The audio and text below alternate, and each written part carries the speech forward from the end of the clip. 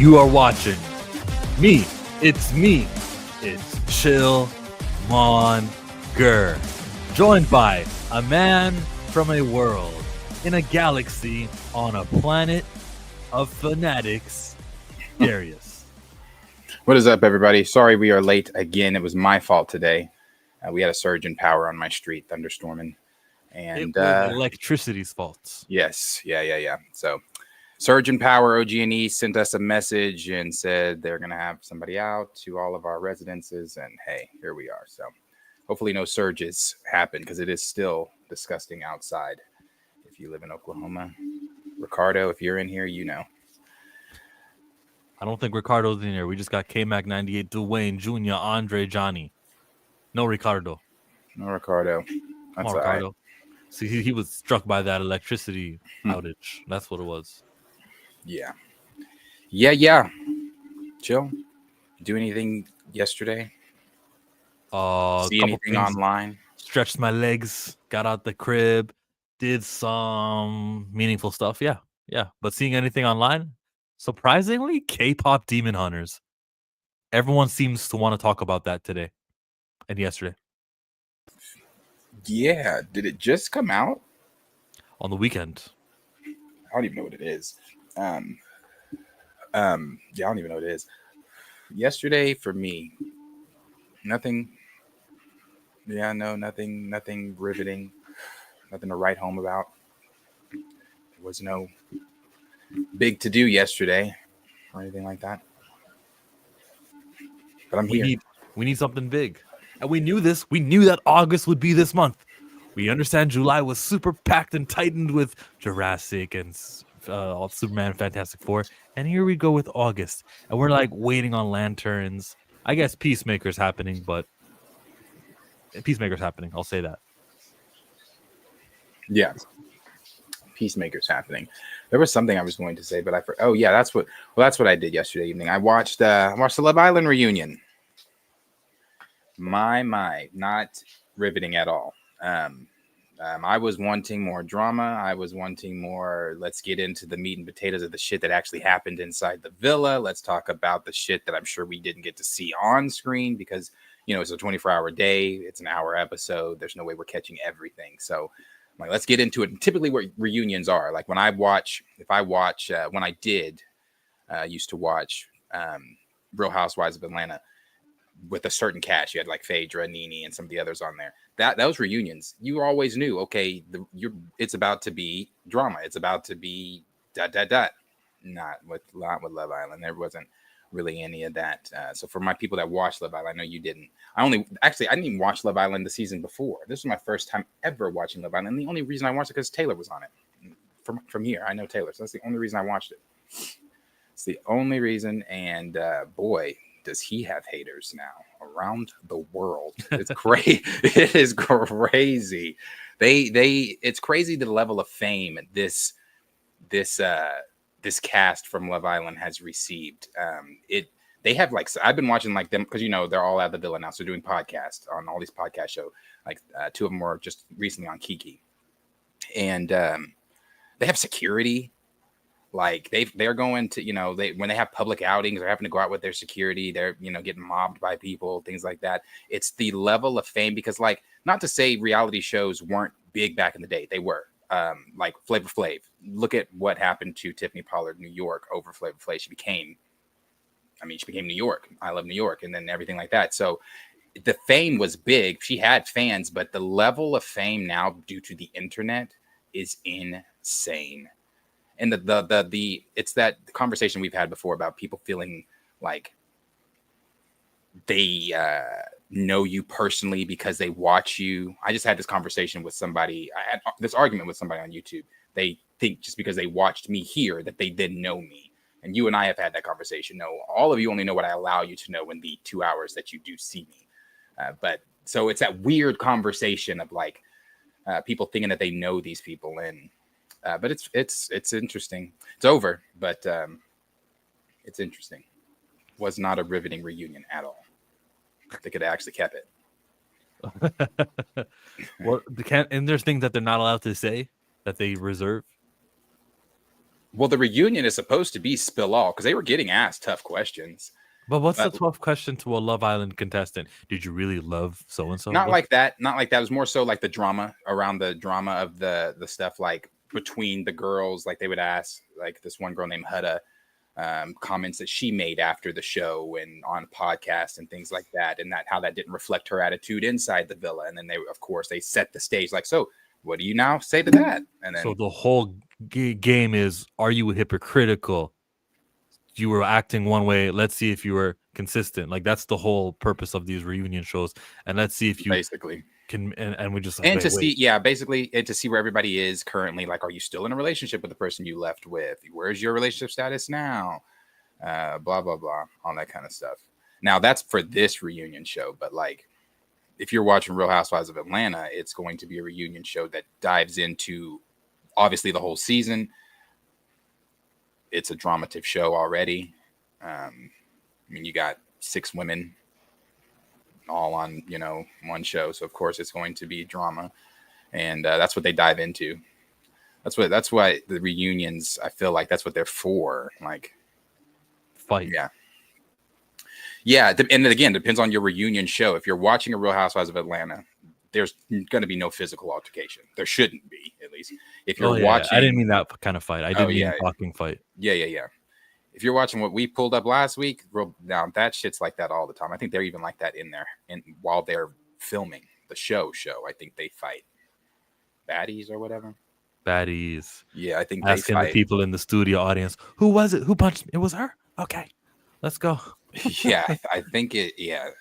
Those ones, like, I don't watch baddies, or any of that one, but like, and I'm not like a big reality show watcher like I used to be anyway. Haven't watched Real Housewives in forever. Well, what's the blueprint? All reality show makes you world famous. You're got fame. You got celebrity. I saw Hawk Tua. She made a podcast. I saw people. What is she from? Someone was doing like street interviews on his TikTok. And okay. he's like, yeah, how do you make your man happy? Hawk Tua, she said. And I don't know, just got shared a lot. And she was like, all right, podcast time. So what's the blueprint for a reality TV show? You mentioned New York. You said her real name is Tiffany. What do you do when you're that famous and you're known for your looks and you're known for craziness, but you want to be successful into your 60s and 70s? Who's got the blueprint? I think at that point, that's when you kind of capitalize on what's hot at the moment. Obviously, podcasting is hot at the moment. So if I'm one of these Love Islander people, like, for example, one of the guys, Nick is one of the guys that he left with a beautiful, beautiful girl. Alandria. God damn, Alandria. Left with Alandria. And he does food reviews on his second Instagram or something like that. So I think, whatever you've probably been passionate about, been wanting to try, now would be the time. You've got the audience. Kim Kardashian's the blueprint. That's right. Kim Kardashian is the blueprint. What was she famous for? She's Paris Hilton's friend, the video at Ray J, but also her looks. No one looks like that. She has very features, you know what I mean? Paid for features. They weren't always her features, not when she was friends with Hilton like that. Them girls with some ducks. They weren't always the Kardashians. Like, go back to season 1 of Keeping Up with the Kardashians. The size of her backside was always big. That's what I mean. Kim, was it? Let me see Kim in some old pics. Why wouldn't she? Like, that was the thing. That was like, whoa, look at this. And then I thought the thing was, whoa, my daddy's Robert Kardashian. We have connections to O.J. Simpson. Paris Hilton is my best friend, and we're both rich. Yeah, and then they gave her a reality show. But that's why I wouldn't count Kim Kardashian as a nobody. Like your friend Taylor, that dude was a nobody. Respectfully, was not known for anything. Not a friend, but yeah. But yeah. Not like an enemy either, but. Someone an acquaintance. You don't want to do the fake clout thing. Like, me and him go back. I get it. You got to clarify that. But that's someone who just no one was famous, and then boom. So Kim Kardashian kind of had a little something already, so she can't call her the blueprint, right? She had stuff to get the reality show, Keeping Up with the Kardashians. But what do we do? I'm trying to see. Who is a good reality show? What about Nene Leakes? What does she do for money? I think she like does endorsement deals, brand stuff. She has different brands and things like that. Fashion Nova, use my link. Yeah, I get Yeah, that. You stuff could always like do that. that. And that's going to make your life easy for a little bit. But then you get older and people will stop wanting to use you, or you'll find new brands for that older crowd, actually. That it'll just move over to new people. But I can say that the Love Island people, there's going to be a season 2 of Love Island USA, and 3 and 4 and 5. You better have the hottest post Love Island show. You can have all of the contestants that you were there with your season, and you guys better be the go-to place after each episode drops on Netflix, just like AfterBuzz TV, if you guys know what that is. You're always live right afterwards, and you talk about what just happened on Love Island, and be the destination for the post show. Easy money. You're not even 100% of those viewers need to come and see your podcast, but if 10%, you're made. Plus, people are going to be sharing your clips, and people are going to be like, "Say, I remember the villa because I did the exact same thing. I knew it was you." And then people are talking about, and then you just have the golden season. Everyone remembers the first season, or second season, or third season. By the time we get to season 7 of Dancing with the Stars, I don't know who won. By the time we get to season 7 of the Power Rangers, I don't remember everyone's name, but I remember Kimberly, Trini, Zach, Bill, and Austin St. John. Jason. I remember those 5 Power Rangers. I don't remember the names of the ones from Lost Galaxy. Right. Yeah, she even the YouTube people take advantage of that shit too. You know, they do what you were just talking about, after shows, where viewers will all just. I mean, this season was so big. People were gathering as if it was like Game 7, like if this was the finals, every week at bars to watch Love Island. Bars? At bars, bro. It was like it was crazy. I've seen, because I didn't start watching Love Island until probably like episode 3 or 4 was out already. And the only reason was because I saw a commercial on YouTube and I saw Taylor and I said, "What the fuck?" So I was like, now I'm like, I have to, because you can't rewind the commercials. So I'm like, I got to go find this commercial. I found it and I'm like, why? So then I go to his Instagram and I'm like, holy shit, this nigga's on Love Island. So of course I watched. I used to love some of the seasons of The Real World. Well, I know one guy from Real World, Mike Mizanin. I auditioned. Like, you sent a videotape of yourself. My name is Darius, and that's why. No. They came to the city. Oh, how did they audition? So it was at the convention center, and like there's of course a bunch of other people in there trying to get on the show too. And they sit us in groups at these tables, and they just have you guys talk. They're gauging personalities, vibes, this and this and that. All that kind of stuff. And then after that, then you go sit and talk to the producer people at the table. And then, of course, after you have your conversation with them, I think also they're gauging off of vibes, conversation, answers you give them, because they ask a series of different questions. And then after that, they let you know, hey, well, if you receive this phone call from us, and we're going to have you come back to the convention center where we will blah, blah, blah, blah, blah, blah. Needless to say, I'm here. I did not get a phone call.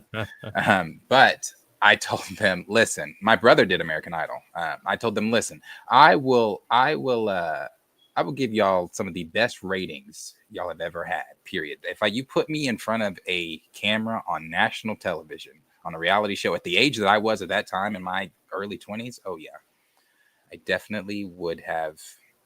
Because that was the plan. Like, me and my cousins were all like, "You got to get on there. You got to show out. You got to da da da da. You got to be this, be that." And they're like, "You got to get this, get the spinoff." And I'm like, "I know." Anyway, it didn't happen. But my brother did American Idol, and that doesn't go the way you think either. We sang. Well, he sang for a bunch of goddamn janitors before we even could get a peek at that time, Paula, Simon, and everybody else. And didn't get in that room either. So you have to sing for a bunch of nobodies before. So I'm always like, so that's why, American Idol is, a lot of it is for show, because my brother can sing. So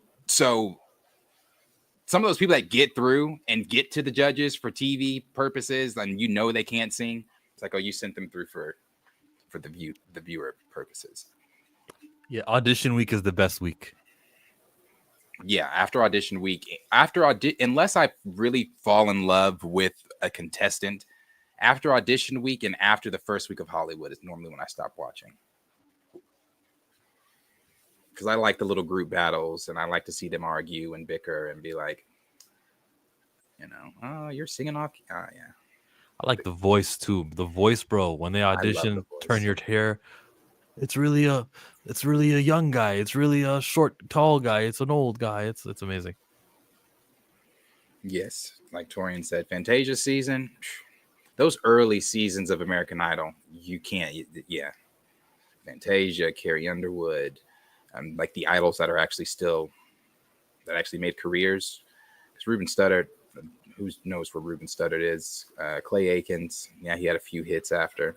Ruben had a few hits after too. But none of them but like Adam Levine. I was about to say Levine, but no, because that is Maroon 5. Adam, I forget his name. The one that just did the weird ass shit with Cynthia Erivo. The weird play where she's Jesus. And I think he's Satan. Adam something. He won. And he still has a career. Kelly Clarkson, yes. Yeah, they got Kelly Clarkson, Carrie Underwood, Fantasia. That's 3. Like, okay, those are some stars right there. Taylor Hicks, no. Taylor Hicks shouldn't have won.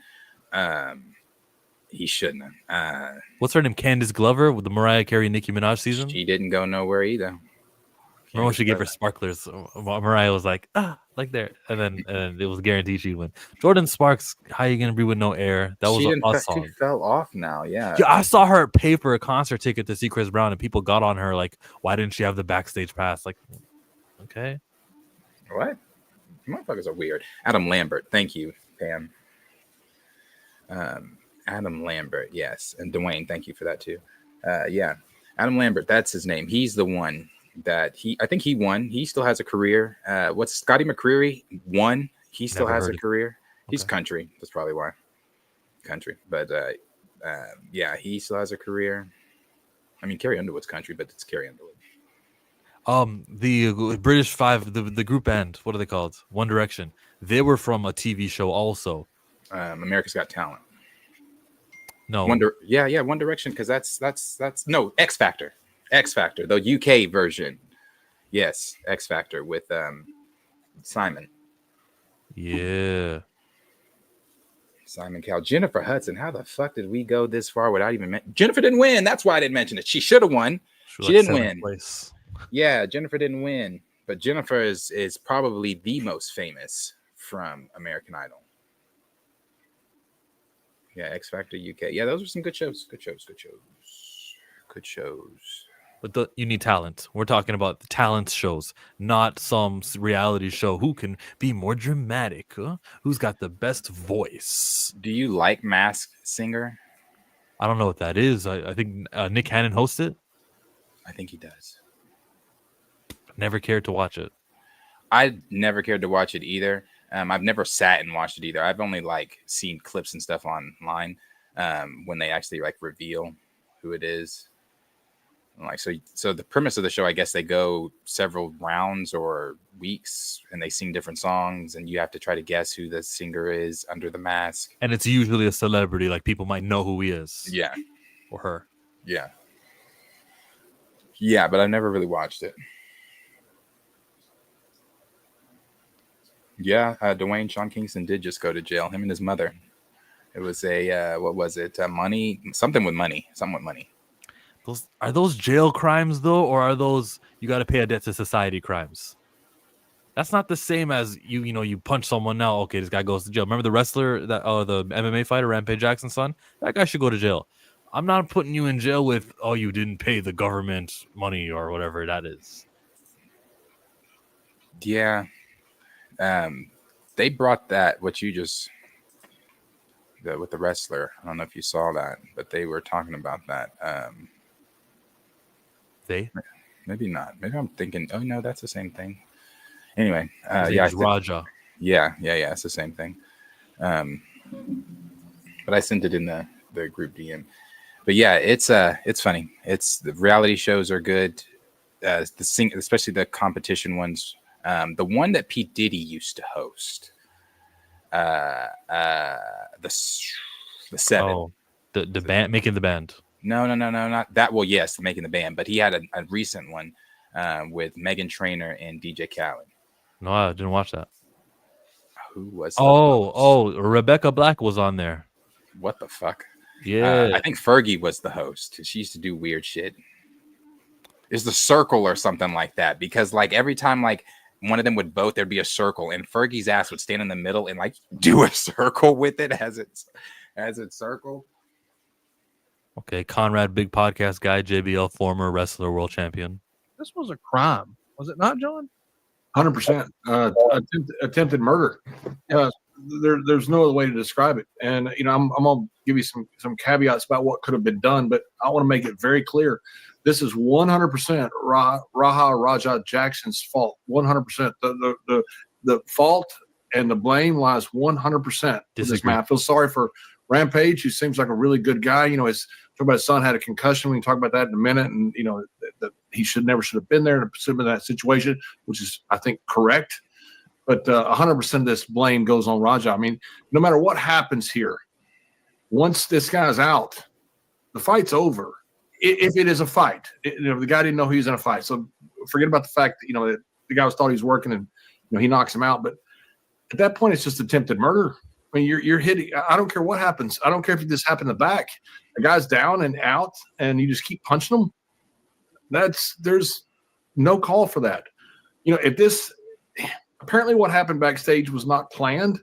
You hit him over the head with something, maybe a gimmick bottle or a can or something, whatever it was. And you could tell he didn't know what was coming, or at least it certainly didn't look like it. If Raja would have just punched him then, people would have thought, you know what? Yes. Deserved. Yeah. We get it. Shouldn't have done it.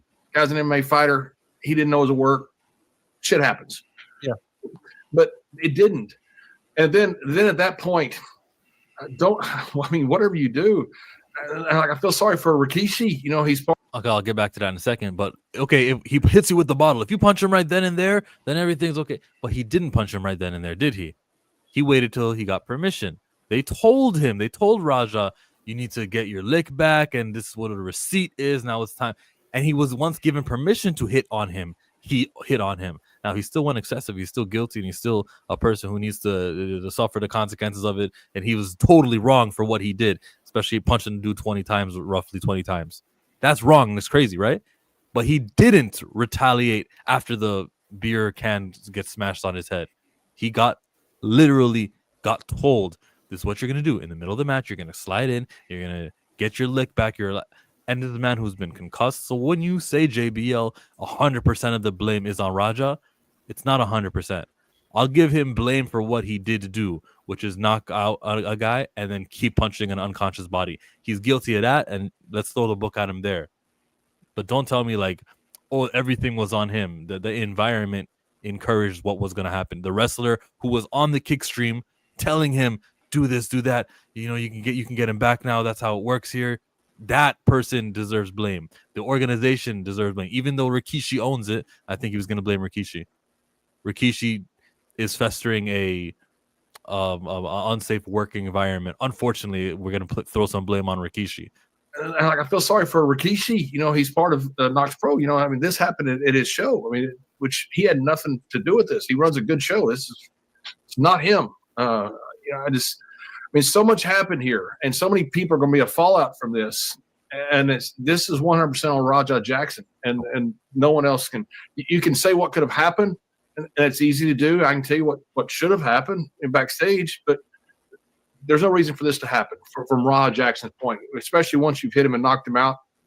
That's attempted murder. Nah, it's not 100% on him. Psycho Stu, what was his name? Psycho. That dude should not have thrown a beer can or whipped or gimmicked beer can at his head. He instigated it. This doesn't happen without the participation of everyone there at that wrestling promotion who is supposed to be a wrestler and know better. And then you have this concussed Raja Jackson. So we hear later he's been concussed. They could be lying about that. But that, yeah, don't try to tell me Raja's this bad guy, paint the bad. Nah, he was in the wrong place, and he made terrible decisions. But there was ample opportunity to prevent something like that. Yeah. From the video we watched, yeah. Yeah, and I'm saying he's guilty of knocking a dude out and keep punching him. Yeah, get him on that one. But if there's maximums and minimums, right, for each crime. I'm not saying you give him the maximum. I'm gonna say you lean more towards the minimum when it comes down to the sentencing. But that's just like whatever morals, and everyone's gonna be different, and I respect everyone's opinion. John C said receipts. Yes. AJ Mana, yeah, and he posted on Facebook. No, when I said get your receipt, I was working. I wasn't. Shut up. You're not going to use the insider term if you were working. I was in character. So why'd you say the word receipts? Shaking my head. Is that Bradshaw? Yes, it is. Good morning.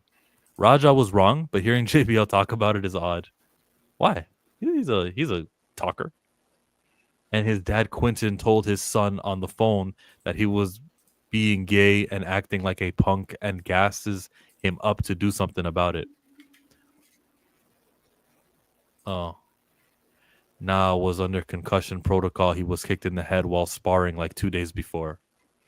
Understood. Gotcha.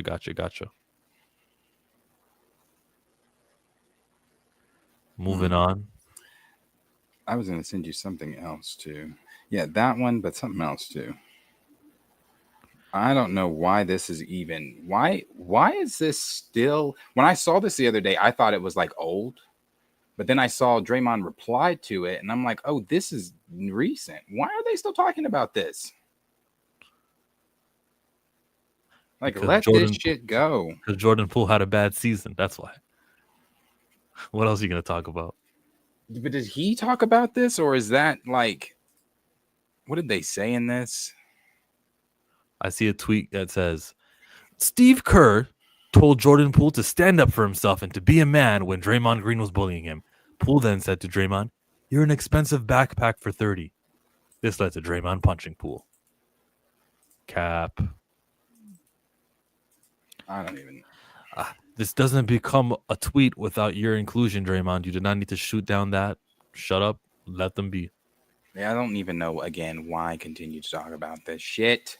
The boy didn't even play for the team anymore. Let it go. Let it go. It happened. It's done. You punched him. He said some shit. We lost a great backup PG. Let it go. And now Ryan Clark is talking about Chris Brown.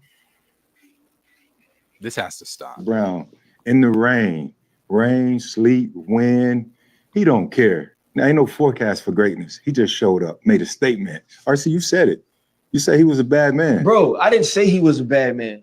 Chris Brown is the most talented artist that has ever lived. And when I said that Chris Brown was more talented than Michael Jackson, folks got mad at me. And when folks said that, there was like Michael Jackson stood on the stage and made people cry. Michael Jackson has these 3 great albums that are all classic in the top 5 of all time. All of those things are true in a time that has changed, right? Where anybody could make an album, where you could put it out any kind of way. Chris Brown has put out albums with 45 songs. Chris Brown went to South Africa twice and sold out a stadium. Every place he's gone here has sold out. People paid thousands of dollars to take a picture with him. Legendary Chris Brown, in the rain. Here, go to the next one. He's not. And I think it was Drewski said he's the Michael Jackson of this era. I totally agree. Chris Brown is going to be one of those people that the teenagers of this era, the young 20s and late 20s of this era talk about to their grandkids. Mm-hmm. And they're going to say, at our time, we had this man named Chris Brown, and he could dance like nobody else. He could arrange music like nobody else. That wrong? He would rap. He would fly from the Raptors. He would backflip. He could sing. He could do all of these things. And oh, by the way, every woman that goes to the concert, 90% of them would leave their man at the concert by themselves if he told them to come with them. Chris Brown, by far, is the greatest artist that we have ever had. He's the greatest entertainer that's ever stepped on the stage. I think Beyonce is up there with him. I think Michael Jackson is up there with him. I think But Michael sitting at Jackson number is up one, there it's with Chris him. Brown. And I think it was People are allowed to have opinions and like some people more than others. Someone might say, Oh, "The that's Spice not an Girls- opinion, though. Spice Girls are the best show ever. I was with them in the rain and they just performed like hell." And I've been to a Beyonce concert. It's not the same Spice Girls. Someone could say that. Okay. Well, that's fine. That would be wrong too, to even to try to compare the Spice Girls to, because then at that point we're not being authentic. You can have an opinion. You can have your opinion that you want to have, and that is fine. But your opinion can, when it comes to these type of topics, when we get in this type of realm, your opinion can be wrong, and your opinion is wrong, especially if you It's make not. that. Oh, it is though. And the reason I say that it's wrong, Yeah. go ahead and you can, while I'm saying this, go ahead and play this. You don't have to play the sound. You can play the sound. Actually, play the sound first. Let's play the sound first. Play this. What you mean, like this? Check the DM. Let's Check the start there DM. first. Before I even say my piece. Let's start there. Okay.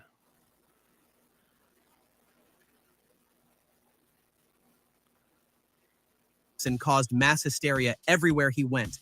Airports flooded with fans, streets jammed for miles, people climbing on rooftops just to catch a glimpse.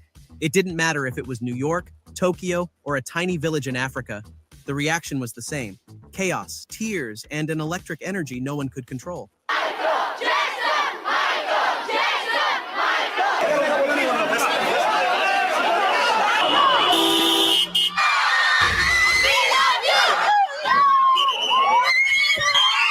Unless I see him performing on stage, this has got nothing to do with Ryan Clark's point. Okay.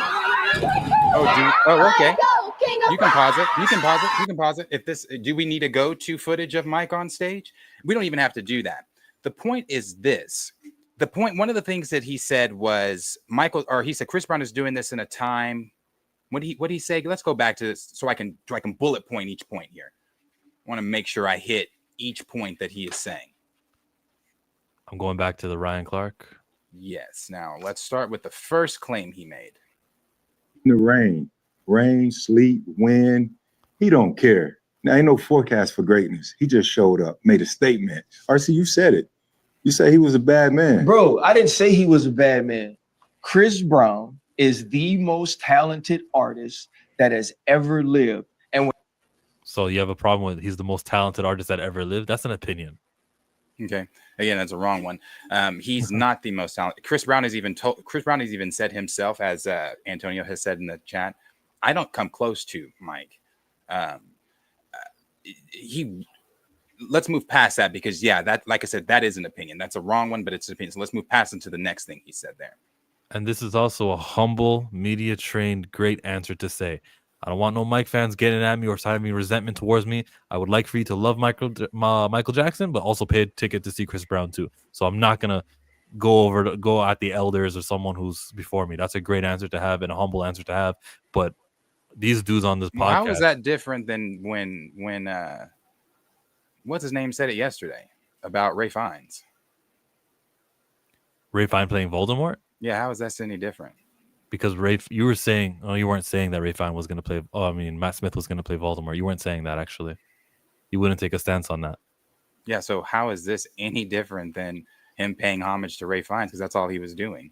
The music industry ticket buying, listens, streams are different than showing up on a set and recording lines to become an actor. It's a different genre completely. But it's respectful and nice to say that. Sure. I would like to see the atmosphere of which Chris Brown said this. Was he asked about MJ? Or was it like Matt Smith who volunteered, Ray Fiennes, got to talk about him and how he's Voldemort? There's lots of differences that we can use to see how different it is to respect your elders in an acting sense and respect your elders in a music sense. The business is totally different. You actually require... I'm just agreeing. I'm not. I don't want to go into that, but okay. Go to the next thing that I don't want to go into that. That what he said.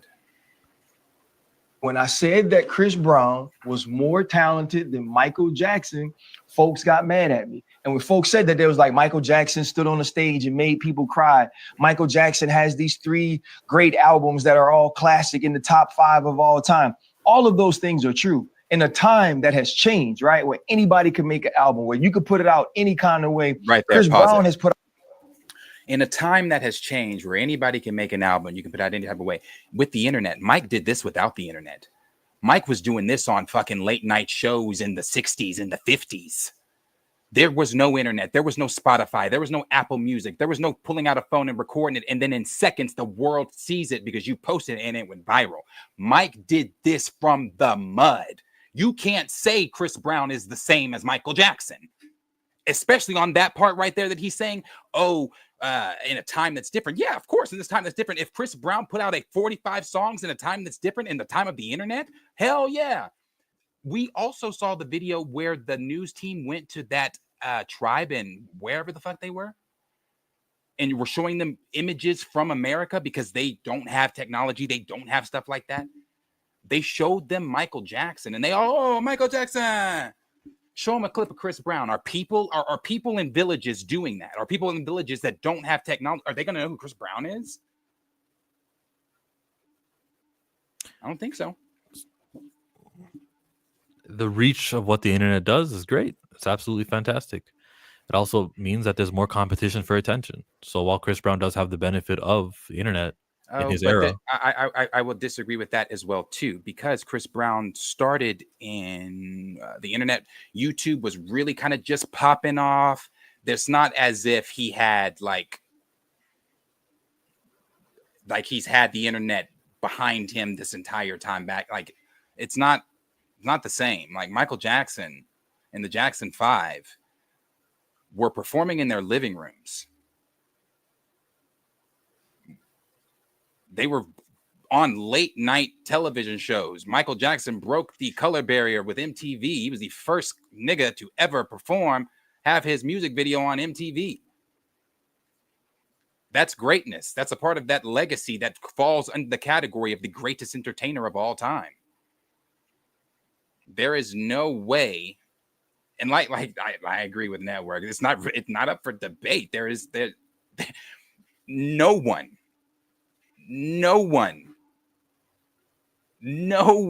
There is not an artist ever that will ever come, that has ever come, that will ever touch Michael Jackson.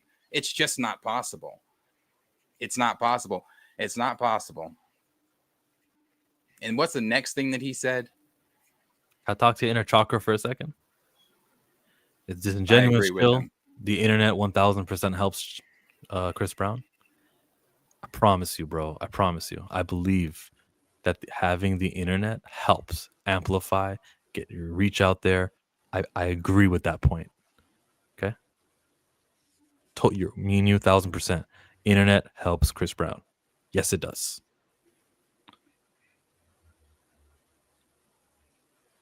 Put out albums with 45 songs. Chris Brown went to South Africa twice and sold out a stadium.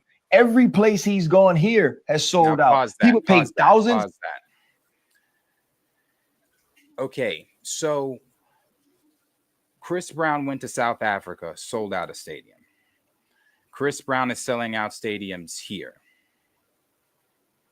Taylor Swift sells out stadiums. And when we make the comparison that she is Michael Jackson, I lose it and everybody else loses it too, except for the Swifties. So because we're selling out stadiums, that now puts us on the same category as Michael Jackson. At the beginning of his statement, he made it.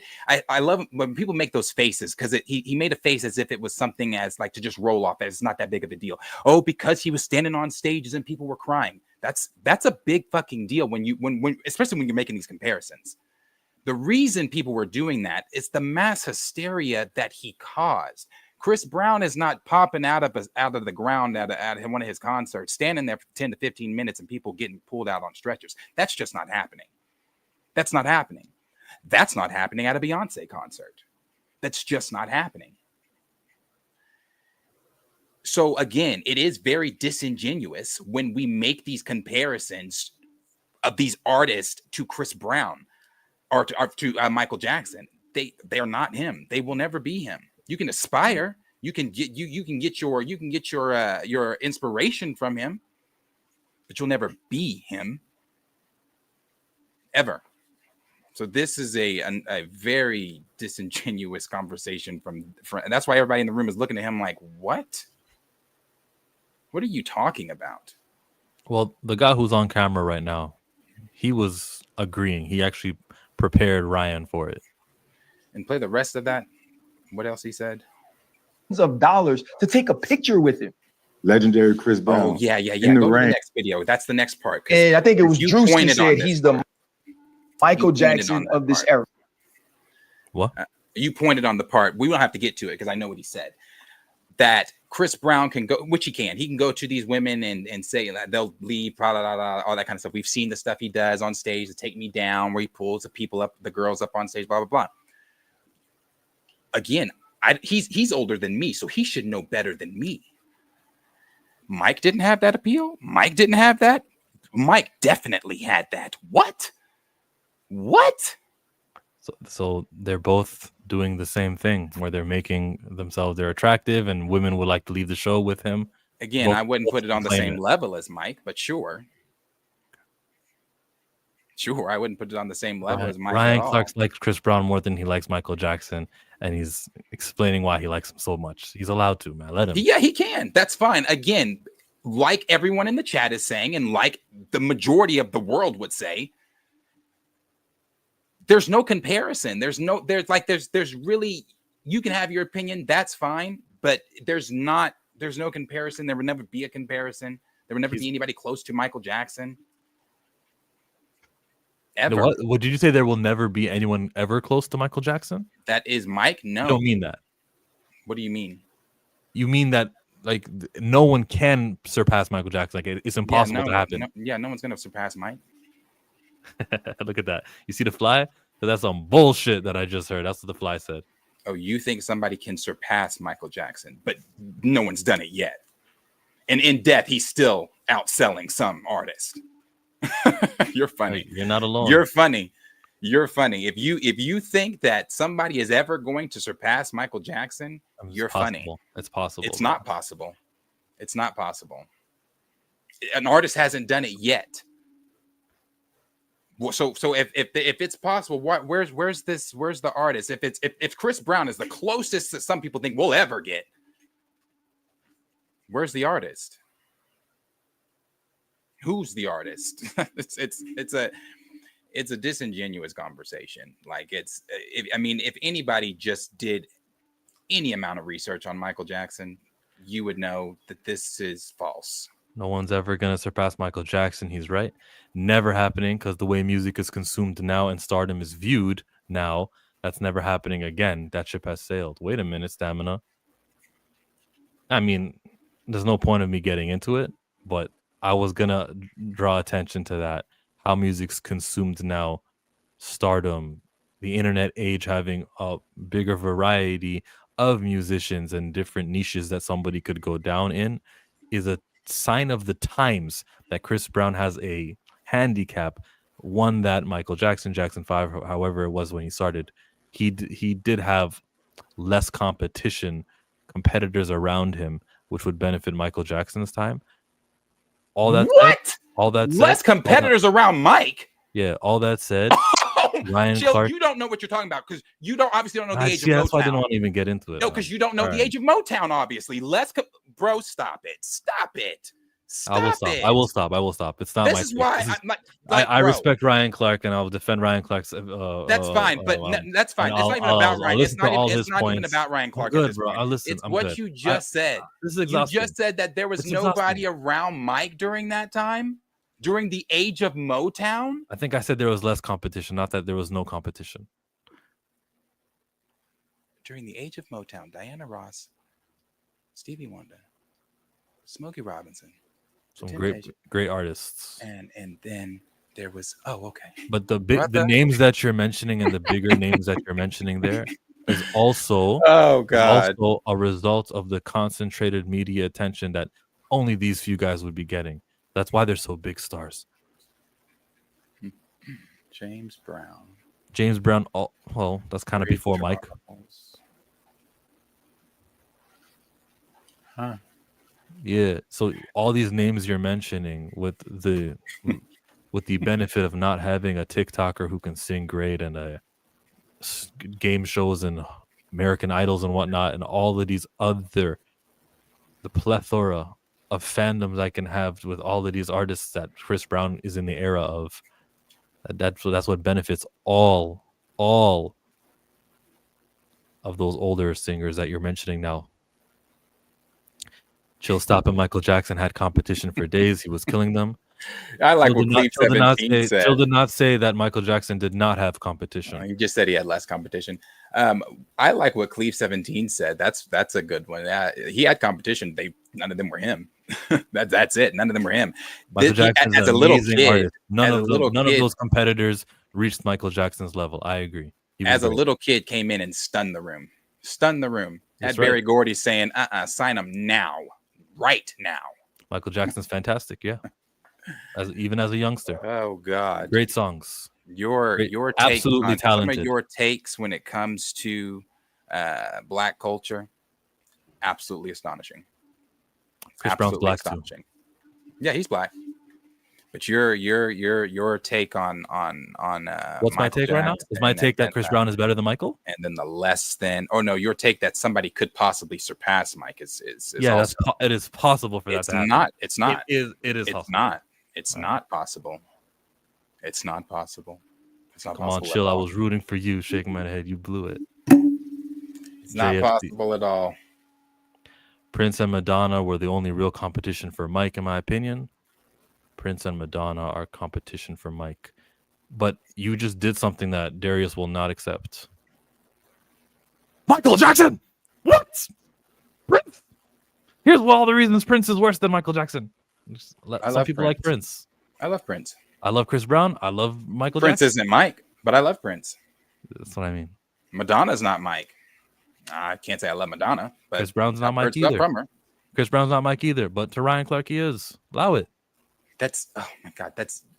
It's not that I'm not allowing Ryan Clark to have his Michael Jackson. You know, if he wants to have Chris in that pedestal as Mike, that's fine. It's just it's not correct. It's not that's his opinion, but it's not right. It's not correct. That's not how people think when it comes to Michael Jackson. Not even how Chris Brown thinks when it comes to Michael Jackson. One word, monoculture, gone and never returning. I can't tell if you're like trying to make my points for me, Stamina, or are you against my points? He's against Are you your for? points. I would go up to some of his previous comments. He's against your points. Almost everybody in here is against your points because your points are going against the greatest entertainer of all time.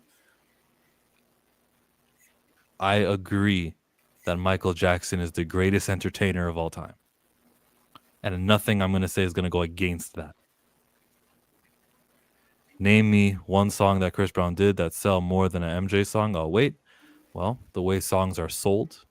Stop it. Stop it. How is Thriller still number one? I'll stop it. Just go. It's okay. Chill needs to chill. You're right, guys. Why does Chillmonger even try to...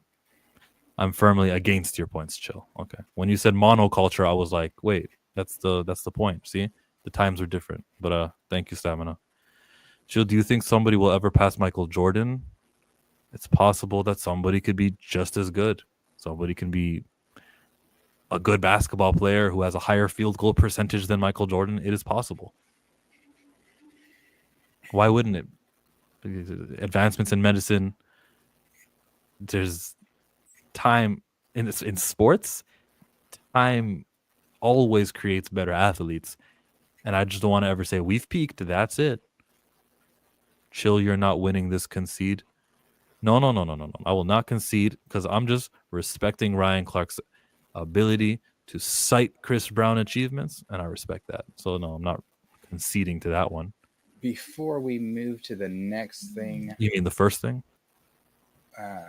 No, the next thing, because that would imply that we hadn't been speaking. Let's go to this here, what Torian said.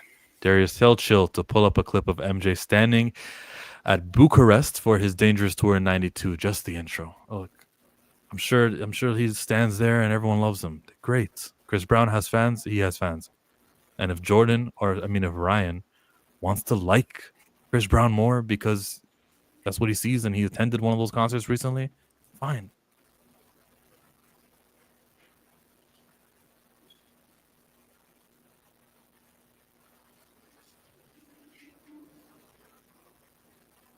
Either pull that up or go to the next thing. Pull that up. Where did you put it? Oh, I didn't. It's was what Torian said.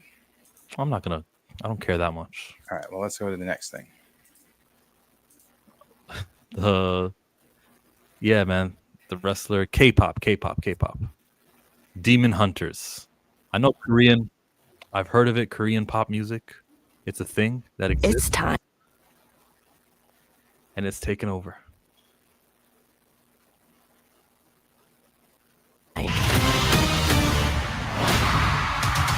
The world will know you as pop stars. But you will be much more than that. You will be hunters. Hey, this is the men's bathhouse. Get out of here. They're stealing the souls of our fans? Let's send those disgusting demons back to the depths where they belong! Yeah!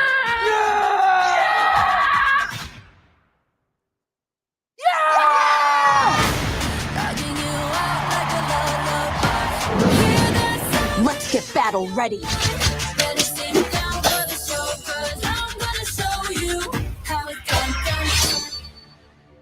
I can destroy the hunters for good. It's time for a new strategy. You're all I can think of. Every drop I drink up. You're my soda pop, my little soda pop.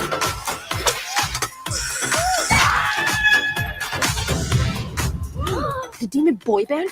They're coming after the fans. You're my soda pop, my little soda pop. The Sasha Boy. Let's go get these guys. Run, we run the town. You think we're just gonna let you steal our fans? You're gonna have to fight us for that.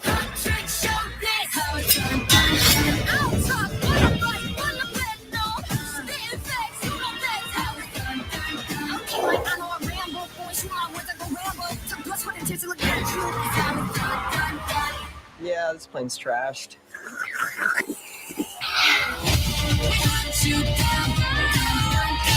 Everything is at stake.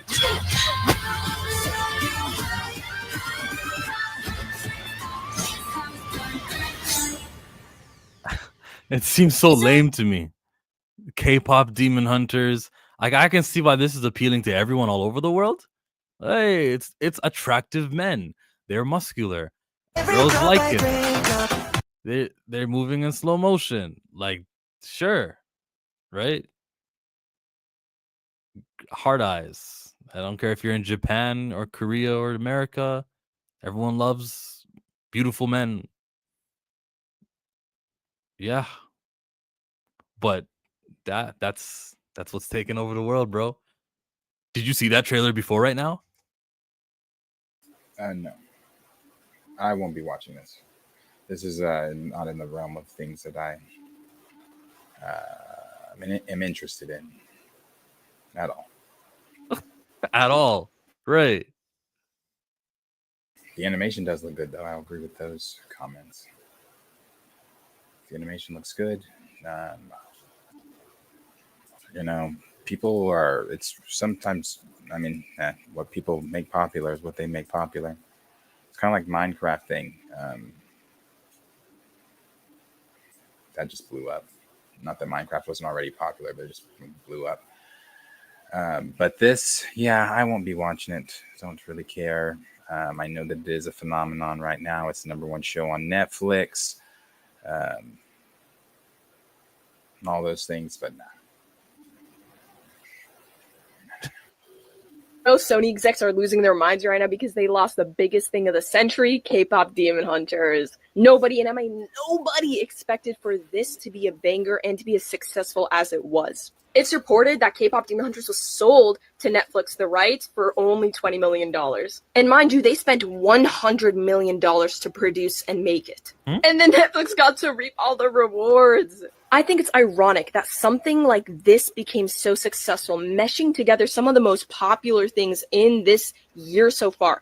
K-pop, music, animation on par with Arcane and Across the Spider-Verse, and making a banger like this. It makes sense why it became so successful. I mean, K-pop and animation. Come on now. Not just that you have banger songs in it. I'm sure everyone is sick and tired of hearing about it, but I mean, it made almost $20 million in just 2 days in the box office, which it was just set for 2 days, and they made $20 million from that. This legitimately might be one of the top 3 losses for Sony, and Netflix is reaping the rewards like never before. It was only in the box office for 2 days. That's what she said.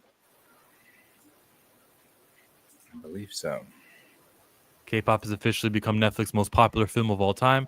The animated musical added another 25 million views from August 18 to 24, bringing its total since its June 20th premiere to 236 million views. It has now surpassed Red Notice to take the top spot on the most popular English films list. So not only did it have a great box office, it also went to streaming 2 days later, and it was super, super viewed. K-pop Demon Hunters, $18 million. So and this it only had 2 days. This Saturday went and to Sunday. theaters? Yeah, on Saturday and Sunday. I was gonna say, I thought I saw TikToks with people watching it in theaters. Only. So that's cool that people wanted to see it on the big screen. Netflix should do that more often. Hey, we're going to premiere it on Netflix, and then on Monday, you know what I mean, premiere theater, Monday it comes to Netflix. Maybe some people really like big screens and, are eager to see a movie so badly, they'll pay. Netflix wants cinemas to die. They're leaving all kinds of money on the table purely on principle. I mean, they're leaving money on the table, but they were never the theaters, though. They were never the theaters. We were kind of asking them to change their business practice. Yeah. I saw, let's see, where did that one go? Who was it? Superhero movie gets 20 million on Thursday previews, but yet superhero fatigue. But this is a hit getting 20 million in a weekend. Wow. Lance said that he thought the same thing until he watched it. So maybe it's a thing that needs a watch for you to be able to gauge if you really like it or not. And it's better than Red Notice. Oh, I didn't like Red Notice. With Gal Gadot? No? Nope. We gotta Didn't like Red Notice. Gotta pull up my man Matt. Who else was in that? Is that Evans? Ryan Reynolds. Talk to us, Matt. What you got? Every night is a girls' night. What's happening in this scene? A girls' night. There are nights. Sorry? There are nights. With Like- the swords. No, like evening time. Really what you're saying is there's no room for Ken or his friends in the picture. Every night is a girls' night. What is she doing there? Locking the door. She said every night is girls' night. And Every night is a girls' night. Bye-bye. okay. Don't open or close the door. What if you were saying this to a friend who said, "Hey, do you have time to get pizza later?" Hey, do you have time to get pizza later? Because every night's a girls' night. You're answering the friend and you're Hello? saying, "I can't because tonight is girls' Hello? I can't. night." Okay, but there's no phone. Are you talking to a friend face to face? Okay. Every night is a girls' night. You don't have to drink coffee. There's no props needed. It's not. It's tea. Why don't we take a little break? 'Cause it's Well, not. no. The line is Matt's like, hell no. I was waiting for that one. Yeah, his ass is funny. One of the best parts of the Explore page. Yeah, he's funny. Enough K-pop. Let's bring it on to the Transformers. Josh Duhamel says he'd love to join Michael Bay's potential next Transformers film. I started as like a cadet and ended up like a lieutenant colonel or something. Would I be general at this point? Yeah, I'd love to do it. What? I think you bring them all back. Shia, everybody from the Bay films, the original ones. He's in all three. He's got that kind of pull. Yeah, bring him back. Bring him back. A veteran Transformers star addressed Michael Bay's reported return to his long-running action franchise. Since Paramount produced a winner with the animated Transformers 1, fans have wondered if and when the Autobots and Decepticons will be back in action in a live-action setting. Now, with the 7 live-action films in the books, an 8th outing is not out of the question. In June, Matthew Belloni reported that Bay was developing a new Transformers movie for Paramount that he would direct. He approached Paramount hoping to return as a hands-on producer and potentially director, and he has writer Jordan Vandina developing a script. That was in June, eh? So the script is being developed. Maybe by now the script is done, maybe? Or a first draft is done. And we're getting to the casting. It's too late, though, to kind of like campaign, I want a job. If the script is being done, you're either in the movie or you're not. The direct said, recently it was reported Michael Bay is looking to return to Transformers. I was just curious. Have you heard anything about that film from him? And is it something that you would be open to returning? I have not heard that. Okay, then you're not in the movie. If you're not in the script and no one reached out to you, then you're not in the movie. But yeah, why not? Michael B is such a talented dude. I really love working with him. We did 4 of those. I did 1, 2, 3, and 5. I shot up that, I started as like a cadet and a lieutenant colonel something. So who knows? Would I be general at this point? I'm definitely great in the spot.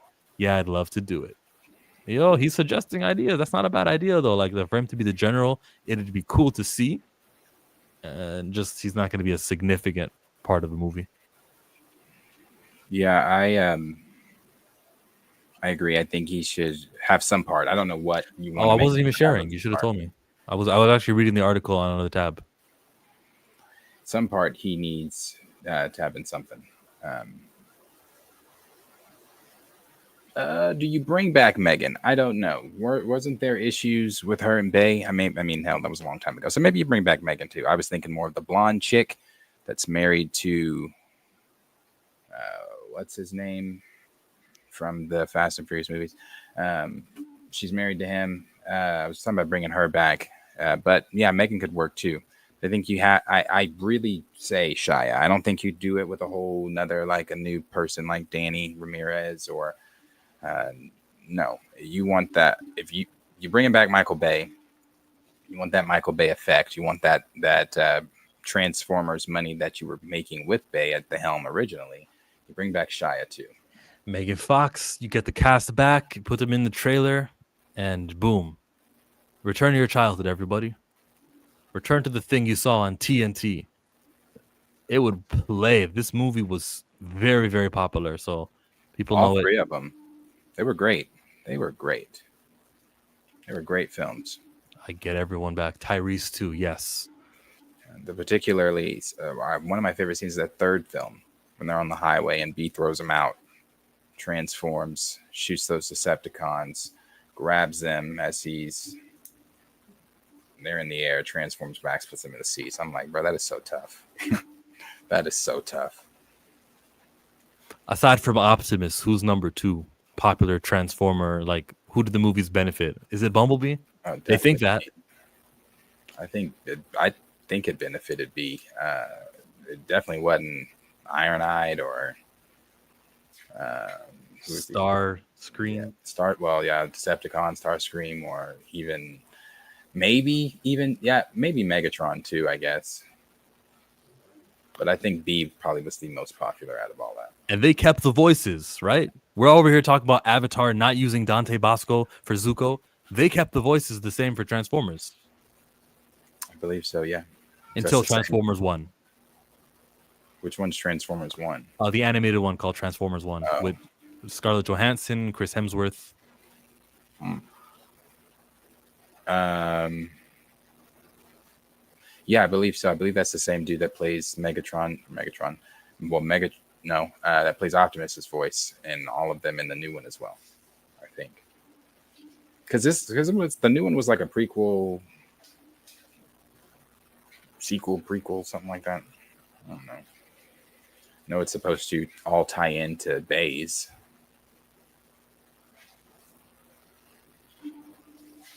I don't know, but I really like his Transformers, so I would really love for him to. I'm glad he's coming back, and I think he should bring Josh Duhamel.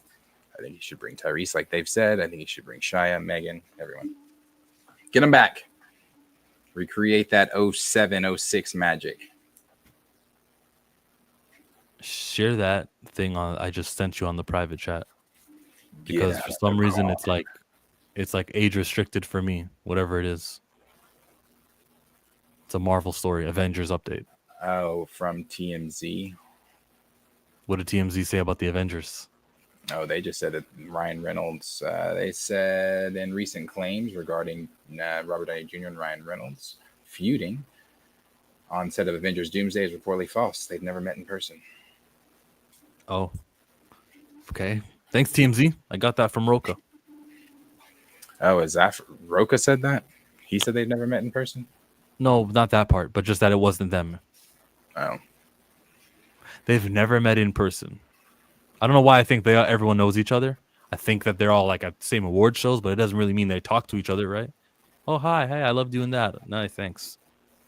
So that's probably the extent of the interactions over there. Not to derail it, there's a horror Jesus film. Oh, no. First teaser for The Carpenter's Son, starring Nicolas Cage, FKA Twigs, and Noah Jupe. The film follows a horror take on the childhood of Jesus. Excuse me? A horror take on the childhood of Jesus? What? Blasphemy. I can't. No. What? Interesting. Not interesting.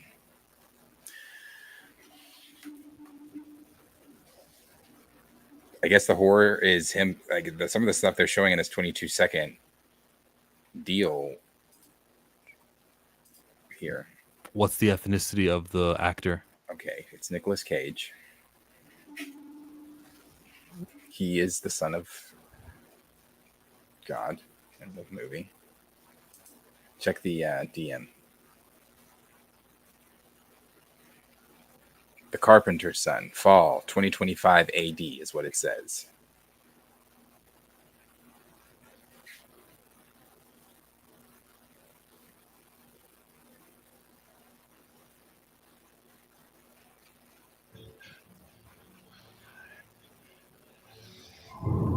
I don't even want to play this. Yeah, what is this?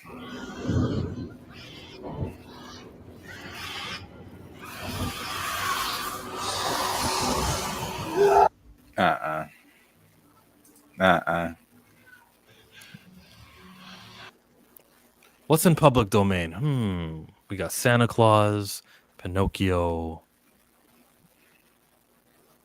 Jesus. I won't be watching this one. This is in that same hymn category. People don't stop playing with God. What? No. Like Inner Chakra said, turn it off.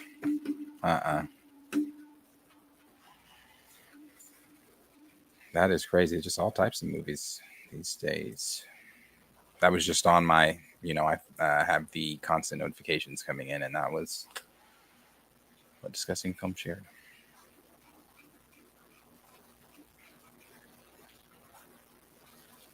There's a Twilight re-release too. This is your chance. Oh, a re-release. So they'll be in the movie theaters, and now I'll pay to see it. Returning to theaters in October. The entire saga. Go check it out. Like all 4 movies will be the same day, the same week, or will it be a... No details on that. They have released the first poster for it. How does that work? How would you do it? I would have a movie on one weekend and then say next weekend come back for the sequel, next week come back for the third. Yeah, I'd probably do it like that too. But the only problem is there's more than 3. Then come for the 4th on the 4th week. October could be Twilight month. No, that it'd be 5 weeks. So There's 5 movies? Yeah. There's there's Twilight the original. There's Eclipse, New Moon, Breaking Dawn Part 2. Okay. There's 4 books, and they split the last ones. Yeah, there you go. They split the last book. And they told the fans, so we can do more from the books. But really, it was just to squeeze in another movie. Everyone's happy with that business decision, though. I'm not mad at that. If I'm a Twilight fan, absolutely. Yeah, I could see Breaking Dawn Part 1 was the one I watched at a friend's house, not knowing shit about Twilight, where I was like, oh, fuck. Okay, well, throw the other 3 on. And then next week, I get to go with you to the theater to see this one. Inner Chakra, would you guys accept a free channel intro? Of course we would. Yeah, but it's also got to be good, right? It can't be no stick motion. No, it just make it good. Yes, that means yes. Hold on. Where is that? Where are you? Make sure that the music isn't copyright claimed like the guy who copyright claims our intro now. Oh my God. John, he was a movie out now, man. He has a movie out now, man. They will put money behind that, but won't give us Ancient Africa 300 style myth movie. Of course they won't. Grand Regent Thrag. But Oprah's got money and Tyler Perry. So, like, let's keep asking. Oprah's not black. Oprah doesn't give a damn. Y'all gonna stop asking Oprah to pretend she gives a fuck about the black community. But that's my point. That's what I'm trying to say. Like, it would have happened with the guys who've got the means to do it, but just not will to do it.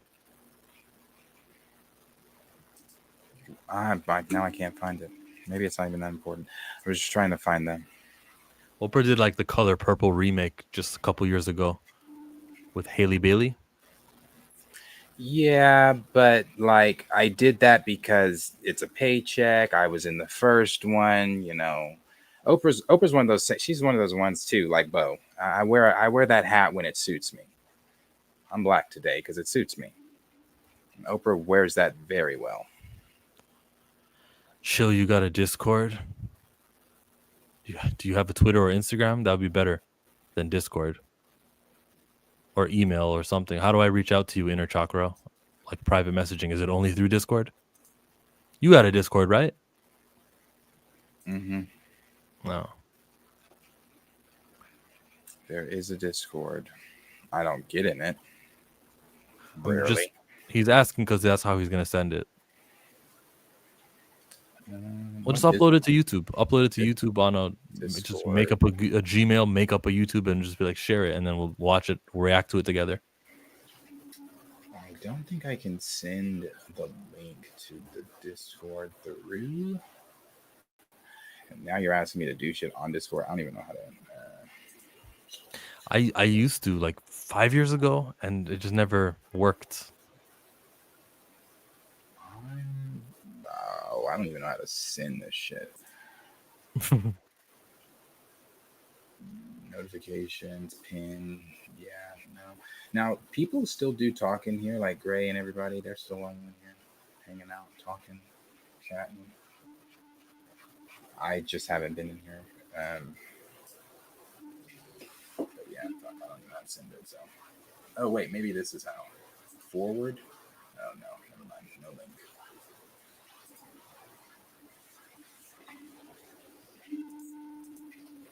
No link.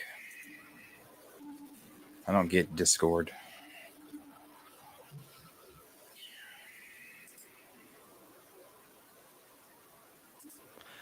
It's a no to the Discord. What he said. Yeah, Instagram probably. Yeah, that'll be it. There it is. Oh, that's fine. That sounds absolutely super. Yeah. I go where I want, good. Play if you want, let's do it. I'm a young CEO, sure. NYC Playboy 78.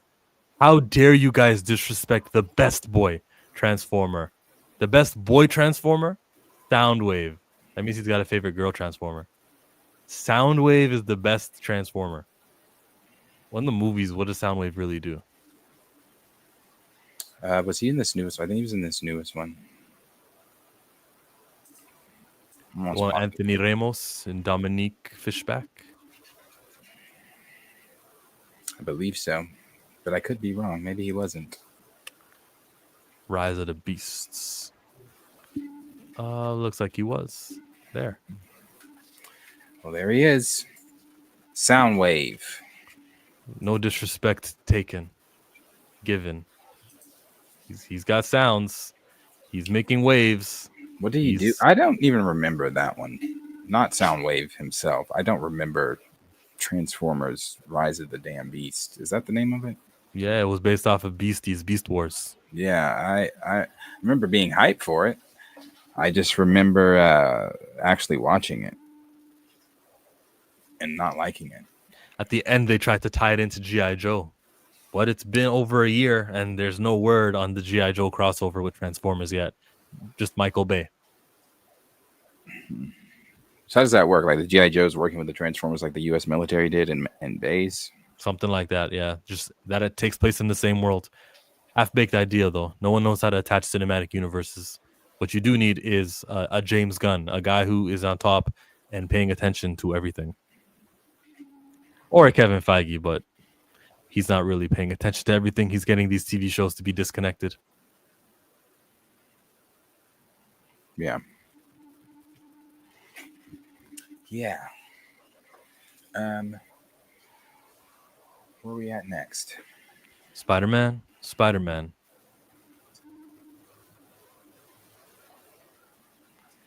One thing I'm happy to confirm for Brand New Day is this.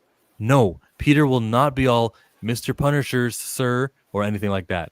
These two will hate each other and fight multiple times and reluctantly team up.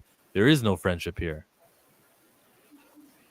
And I like that too, because I have seen so many people asking, oh, he's going to be, what can I do? Punisher, how can I help you? Blah, blah, blah. But I'm glad he's not. I hope that they really take the approach with Spider-Man that everybody's wanting to take. Does he have any superpowers? No. Does he? Yes. How are you going to fight multiple times?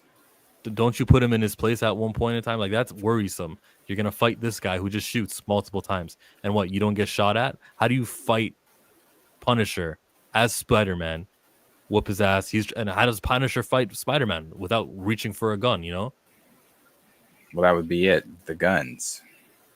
And not only the guns, he could also fight him if he has the rumored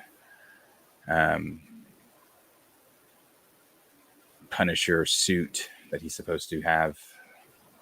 That Iron Man, it's like Iron Man's. So he'll have a suit on. That's the answer to the question. But if he's got guns and he's missing every shot he takes at Spider-Man, it's not much of a fight. Well, he's not gonna. It's not Civil War. He's not gonna come in and put a bullet through his heart in Brand New Day. Yeah, he's not. Have him shoot at him, and he'll miss. Yeah. What will the accuracy be of this fight with Punisher?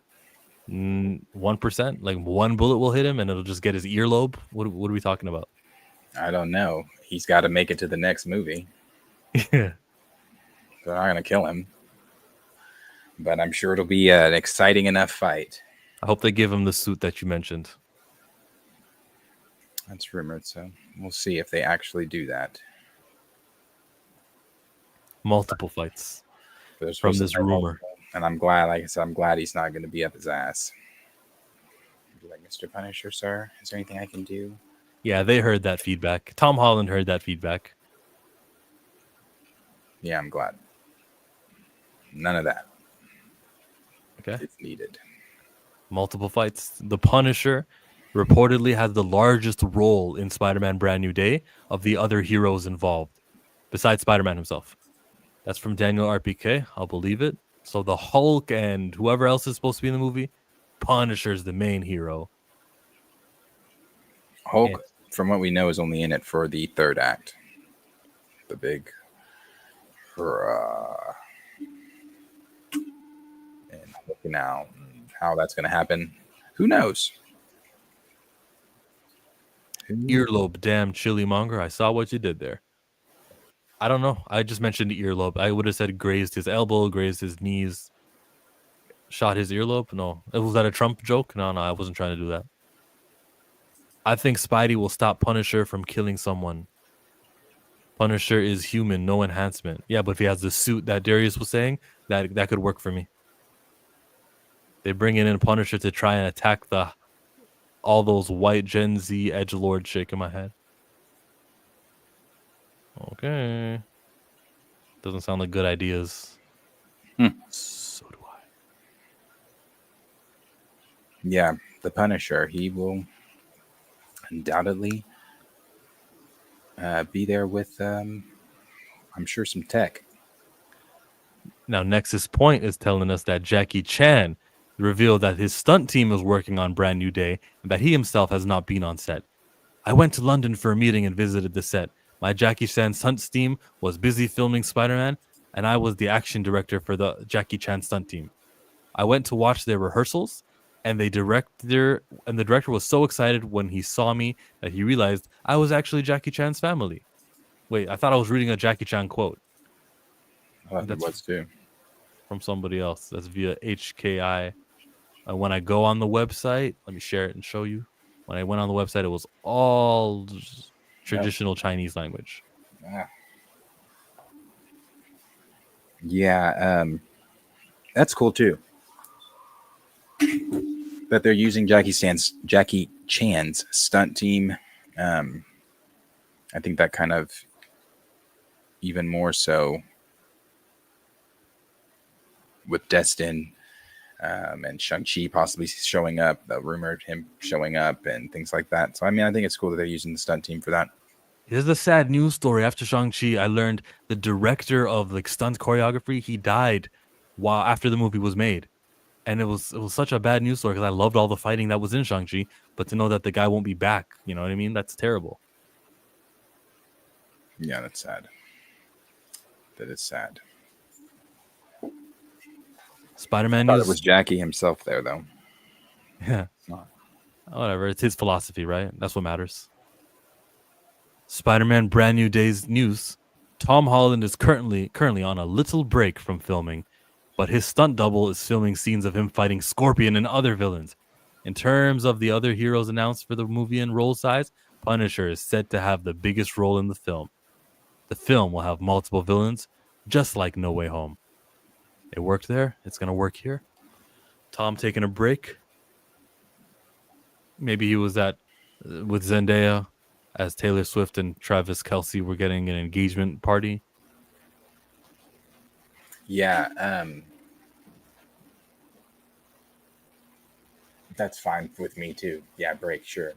He's got the stunt double. He's out there doing what he's doing. Com is constantly saying, though, too, that he's done after a certain film. So he's maybe trying to, or maybe they're doing wedding stuff. They're engaged. They're getting married soon. Their engagement wasn't as big news as the Travis Kelce one. It wasn't. But was it not that big because, like, everybody kind of just like, oh, they're going to get married eventually. Engaged, and it's like, oh well, there it is. That's what happens when someone's dating someone for over a year. People start talking about engagements. Yeah, happy for them. I like them both. Don't know that he's gonna. He says this after every Spider-Man film, though. Take a break. I don't know he's gonna be able to take a break from filming. Zendaya, she also said she was going to be done acting. So they're just going to be full-time responsible parents? What's wrong with them? Not preferencing it that way. In a way of, oh, what's wrong with them? Anybody can stop working if they want to stop working and do what they want to do. But I highly doubt it. I highly doubt they're going to give up the lifestyle that they have. You think that means that they'll give it up, though? They'll still have all the money that they earned from before. They'll still live the same lifestyle. They'll make a public appearances here and there with their friends. and they'll love life. You don't actually have to keep working. At some point, you're just rich and famous, and you have enough.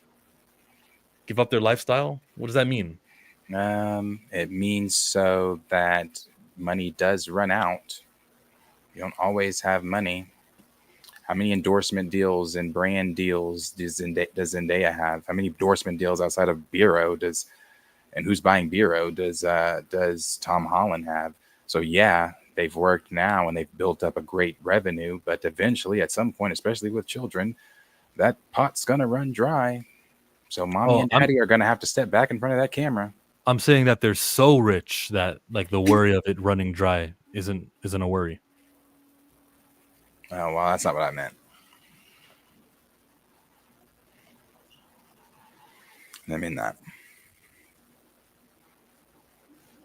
So Chris Evans was filming, scene on set. We're near the end of the Avengers Doomsday stuff. Chris Hemsworth has finished all his scenes for Doomsday. We're almost there. We're almost there where Doomsday has been completely filmed. And then it's just a mystery of what are they going to do? How are they going to edit this movie? Look, I'm happy. I'm sort of happy. I know we're supposed to live in the moment.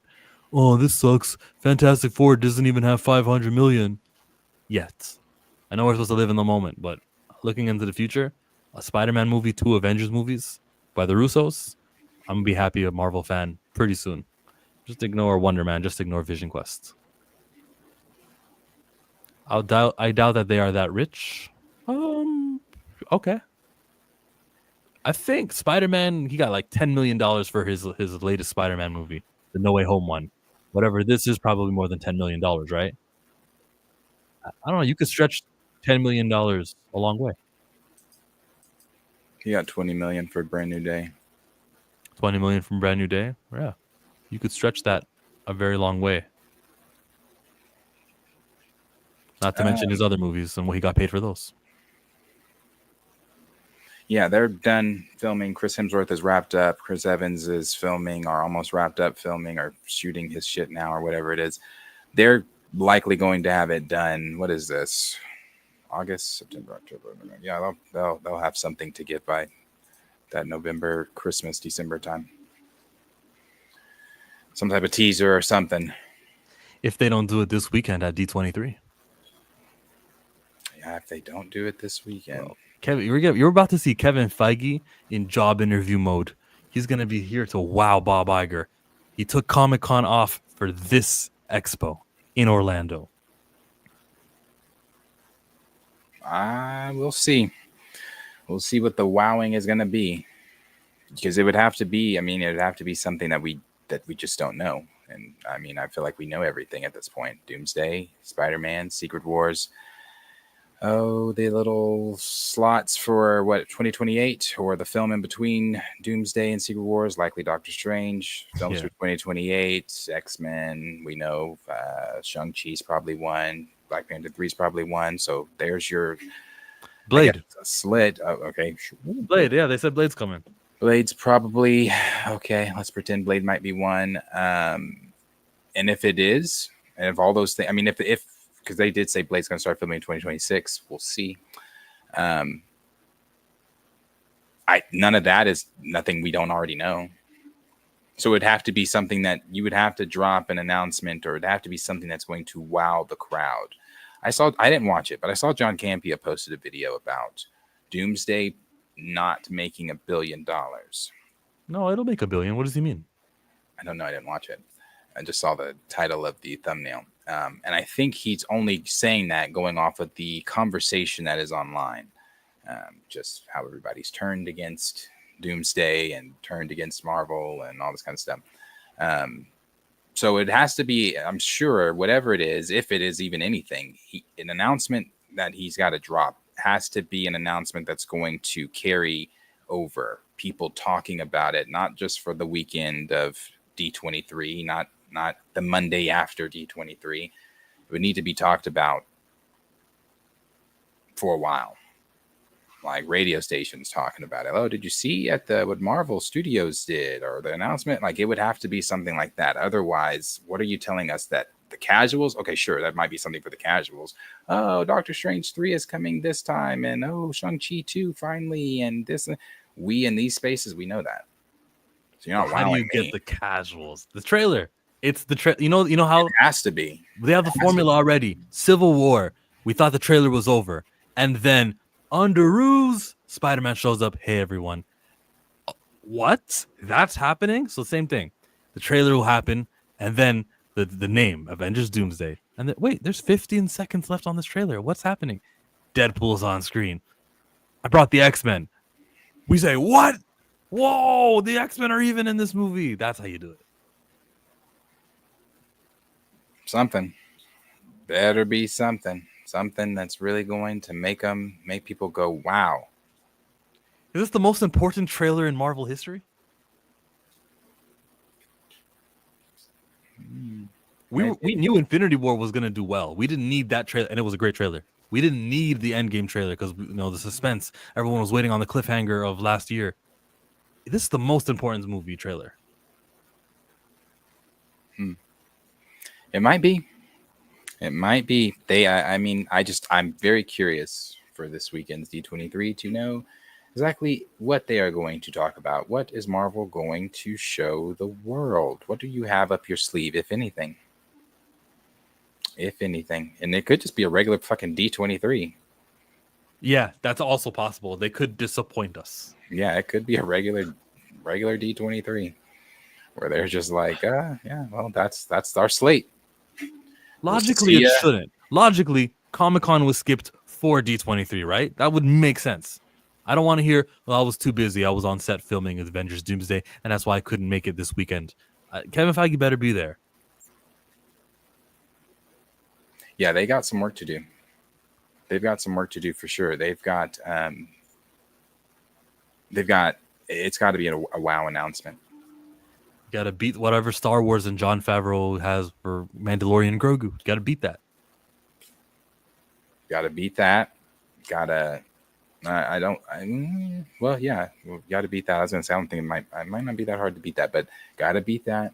James Cameron's Avatar. That's going to be hard to beat.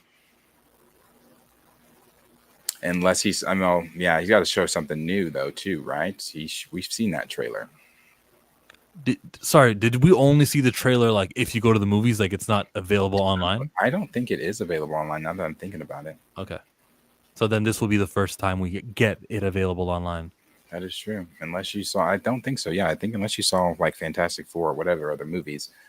No, I don't think you saw it. Yeah, it's cool that he's got that say so. And the same thing with Odyssey, right? Don't they have a trailer that you can only see in the movie theaters? No, they dropped that teaser online. Okay. Yeah, they did drop that teaser. But it did start as an exclusive. It did start that way. Okay. Yeah. Yeah.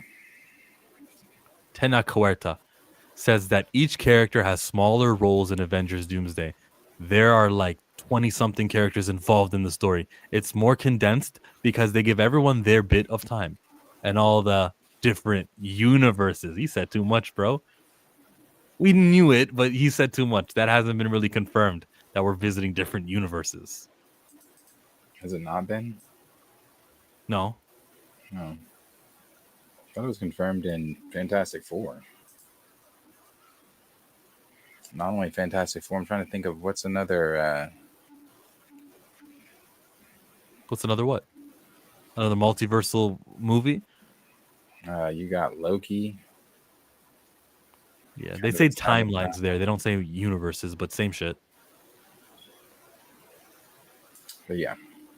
What he said, though, and how much he knows about the script, there's going to be different characters. Everyone's involved. We're more condensed. We have small screen time. You weren't getting big screen time regardless, but thank you. Oh, I see. He has a new segment. I'm sure he probably thought what most people think. It is an overreaction. Namora. Cita, contenor. Bruja escarlata o Namora. Namora. Namora o Sustorm. Su. Better. Sustorm o Nebula. Su. Yeah. Sustorm o Suri. Ay. Don't lie. Ay. Shuri. Shuri o Viuda Negra. Viuda Negra. Viuda Negra o Pepper Potts. Viuda Negra. Viuda Negra o Capitana Marvel. Viuda Negra. Viuda Negra Capitana. o Mantis. Viuda Negra. Cita con Black Widow. Capitana. A very quick Black Widow pick over there for everyone. He was like, do I like Sue Storm? Do I like Shuri? I don't know. Okay, Black Widow.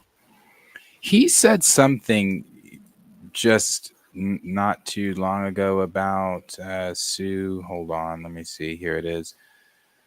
Indicates that he has already been filming with Vanessa Kirby. In a recent interview, was asked about Vanessa Kirby's statements about Namor and Sue. He sent his regards and referred to her as a great and spectacular co-worker. To where My Time quoted that and said, "It's not going to go the way you think." I don't know what she means by that. I don't know if it's like, are you trying to say they're not going to be flirting with each other and all that? Because that's something I was really looking forward to. Yeah.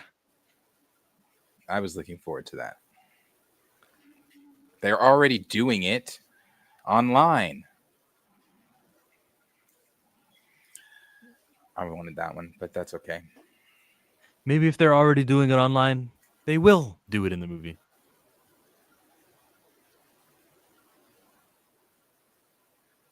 Maybe. Okie dokie. We did start Star Wars. Wait. Someone said something in the chat I want to touch on first. I think it was Grand Regent. Someone said it. That it was overrated. Sorry, but Avatar is an overrated IP. I don't know how to touch this one. I like it. I enjoyed watching it. Yeah, I don't know anyone's names. I saw the second movie. I thought it was cool. Is it overrated, though? I put it in its place. Like, I'll say the James Cameron Avatar, not the real Avatar, fire, water, air. That's the real Avatar. So I don't want to overrate it. I just know it is a good property. It's cool, right? And it may not be for you. Zootopia is not for me either. Come to learn on Thursday that it actually grossed $1 billion. Let's see. Overrated? It did. I don't know. I don't think so. I like Avatar. It's a movie made for the IMAX, made for 3D. You got to see it in IMAX 3D. Like, that's rare. You know, they're doing something for you that's different with that franchise. They're special. 3 years apart. 3 years apart for the next movie. Actually, we can go longer. It was 11 years apart, I think, from the first one to the sequel. I'm not mad at this franchise. The actors in that movie will definitely put asses in seats. F&A trailer is available online. F&A, Fire and Ash? Okay. If it gets Fox X-Men in it, universes is a given. We're looking forward to Sue cheating. The way Vanessa was teasing Pedro about Namor amped up interest for sure. LMAO, the sisterhood will be pissed if Namor get with Sue. They was pushing Namor and Shuri hard. Yeah, I don't. That feels like Rey and Kylo Ren. You know, he tried to kill you, and now you're in love. But in this case, Kukul Khan actually killed your mom. We don't fall in love with our oppressors.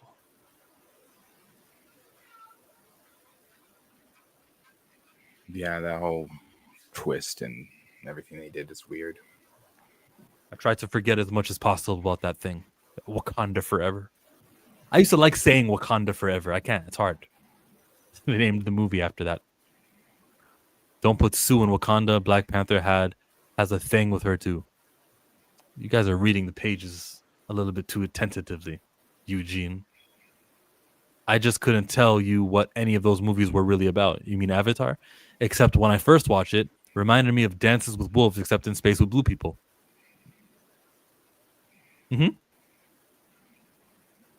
Avatar: The Last Airbender isn't overrated.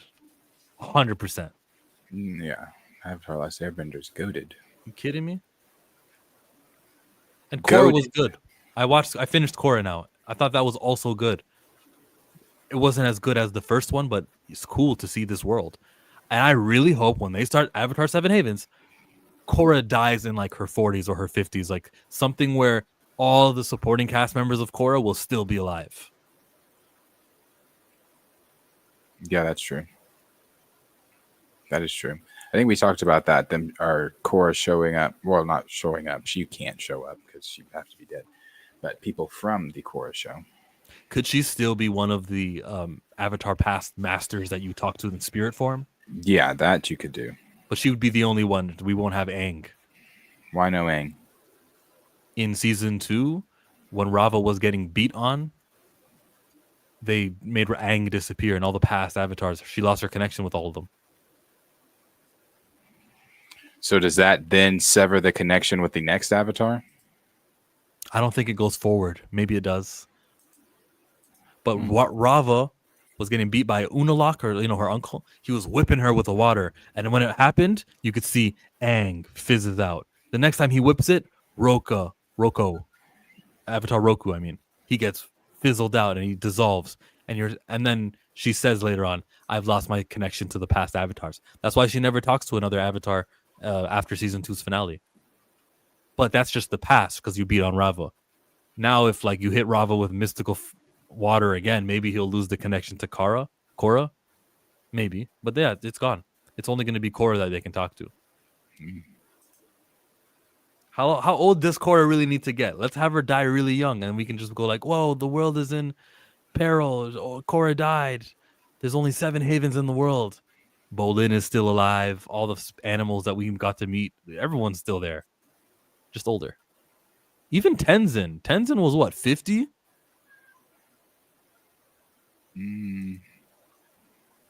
Not was he? He didn't have gray hair or anything. Or maybe. So yeah, we can bring it back.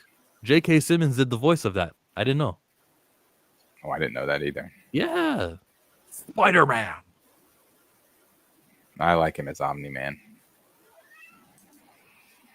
He's great. We go to Lucasfilm.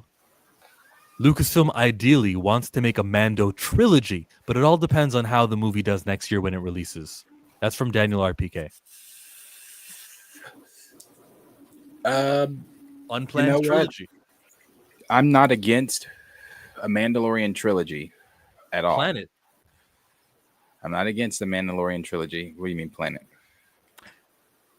Jon Favreau's out. He's leaving. How are you going to have a trilogy when the main guy is leaving? Oh. I mean, Dave knows Star Wars. But I wouldn't mind it at all. Only thing I say with that is the same thing that complaint I have with this film. Well, I guess I would have to see this film too. Is Grogu still spending time with Din? Is this a deal where it's a Mando Grogu trilogy and they're together? And is he getting older? Is he talking? Obviously, I would hope by that time. I hope by this one he's talking. But I'm not against it at all. I like the Mandalorian. I think he's cool. I wonder what story points you would lead with a third or with a trilogy. What are we on? This is basically season 3 or season 4? Season 4, yeah. Yeah, this is basically season 4 in this movie. Season 3 was utter ass. On a scale of 1 to 10, it's what was it? I didn't finish it. I'd give it a 5. Okay, that's okay. That's what I would. That's what I wanted to hear you say. It wasn't 0. Yeah, no, it wasn't 0. I give it a 5. I didn't finish it though. Yeah, I wonder what the storyline would be. What would be the driving story to warrant a Mando trilogy? Okay, from the trailers we've seen, they really didn't tell a story. We just kind of saw he's fighting. We saw at walkers, AT-ATs, and we saw them take that down. But that's not the story. The story needs to be hit. And I hope that they filmed alternate endings. They'll see the movie out, they'll edit it, they'll CGI it, then they'll put it in front of a screening audience, and how do they feel about it? Now, if they felt great about it, then you put a teaser towards the ending that strongly hints that we're going to have a sequel. And if not, the teaser at the ending just lightly hints there's going to be a sequel. I want a sequel though. And with Kathleen Kennedy seemingly to be out of the company soon, maybe Favreau does return. Favreau's not signed for doing other things. We don't hear Jon Favreau's working on a brand new, he's not doing any of that. He did Lion King and he did, what was it, Jungle Book? He's done other things. He still hasn't really committed to another franchise yet. Not publicly. There's no trade saying Jon Favreau's doing this next. So maybe his foot is still halfway in, halfway out of the Lucasfilm world. I see a trilogy happening. Maybe.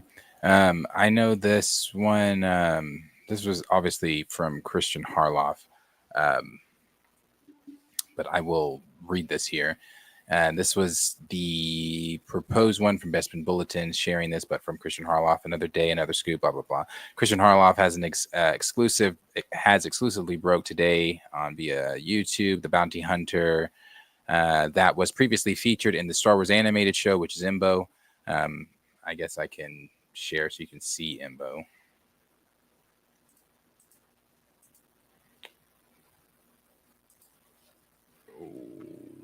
LMAO Sue has the Becky with gold hair effect. Becky with the good hair. Yeah, right there. There he is. Animated series Clone Wars is due to appear in the next live-action Star Wars theatrical release, The Mandalorian and Grogu, and is being voiced by Dave Filoni, who voiced Imbo in the animated counterpart. After a couple of busy days, I was writing up the exclusive report, blah, blah, blah. Let's get to Christian. Which Christian Harloff shared today on YouTube, where he said Harloff revealed that Rada the Hutt, we all know who Rada is, or do we need that? Stinky! Good old Stinky. Rada the Hutt plays a prominent role in the movie, something I mentioned previously, but that he thinks the movie is playing a similar storyline out as the Clone Wars, where Rada was kidnapped as a baby and had to be rescued. Harloff believes that Din Djarin and Grogu are hired to rescue Rada. Jesus. So if this is any indication, if this is the storyline, there won't be a trilogy. And on the flip side, Imbo, the main villain of the story, has been hired to kill Rada the Hutt. So Rada the Hutt is a Jedi. He's got the Force, and they kidnapped him because a Hutt. Oh my God, this is great. So more retconning. The details that Harloff has revealed are ones that I too was told, so I can back up his report. Not that he needs it. I'll add, I believe that Imbo is hired by some Hutt, so this is literally the 2008 Clone Wars film. Possibly the two featured in Book of Boba Fett. Literally, it's that movie. I had heard conflicting things on who hired Din. I was told once that it was the Hutts that hired Din, and another time I was told it was the Republic.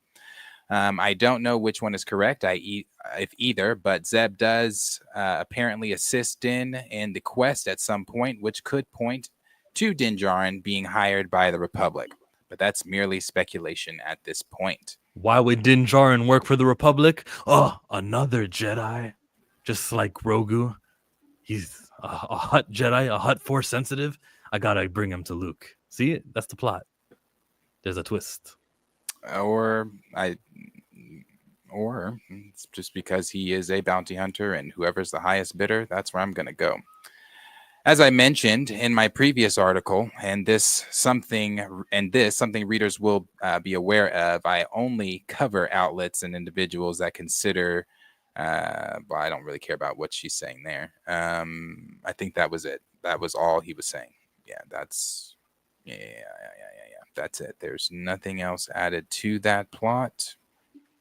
So if you saw the 2008 Clone Wars cartoon movie, Shut Up Meraxes, that plunged the Cartoon Network TV series, then that's it. Minus the Jedi, minus the lightsabers. That's it. Well, a lot of the Mandalorian stuff has been away from Jedis. Ahsoka was. That doesn't Jedi. bother me. That doesn't bother me. That doesn't, like with Mando, you've made it work. That's fine. Just this story, I hated it animated. I'm not a fan of that Clone Wars movie at all. I was not a fan of that. I didn't like it in 2008. I don't like it in 2025. And if that's the plot that we're doing, I remember this being 6 months ago. Although there's no excitement around Mando Grogu, I kind of forgot about this being the plot. I knew Rada, I knew Imbo. I forgot that this was the plot, though. So it's bringing back emotions of how I felt the first time. I think I forgot about it too because I didn't care the first time. So if they are preferencing, a future series trilogy based off of how this one is going to do, I don't know how fans are going to take that. Does Rada the Hutt get kidnapped in second and third movie? What do you mean? How big was Rada the Hutt in the leaked trailer? Oh, Rada's got a he's not in the trailer. Oh yeah, he is. It's just an image though. It's literally an image from basically the comics. They basically copied and pasted that image, which I do like. This could be overreported then. What do you mean? The Rada thing. Rada's kidnapping could be the first act of the movie.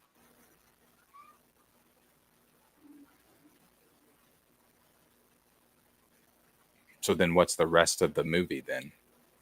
Unknown. This could be overreported. Could be. Lucasfilm really wants to do a Mandalorian trilogy, assuming the film was a success. If the Mandalorian Grogu is a success, not only will a trilogy be greenlit, but also more movies set in the Mandoverse will be greenlit too. So I understand the Mandoverse to be 6 years after Jedi and the cast that we've been introduced to, Rangers of the New Republic, everyone that's in that world at that time period. I'm for that. I do like that. I don't agree with we got to jump into the future, meet new characters. Yeah, I like the Star Wars universe. I don't know why they call it that.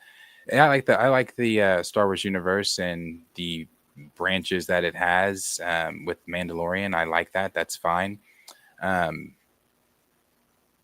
When Christian first reported on this, he was pretty sure that this was the entire film. We do know that the dude from What's His Name is playing the bear, is playing the voice of Rada. How Rada's even getting kidnapped and he's the age that he is, I don't even know. But yeah, we'll see. It's already concerning that you're putting this much emphasis on Rada. That Rada's the linchpin here, and then Imbo. Imbo's our villain. All right, we'll see.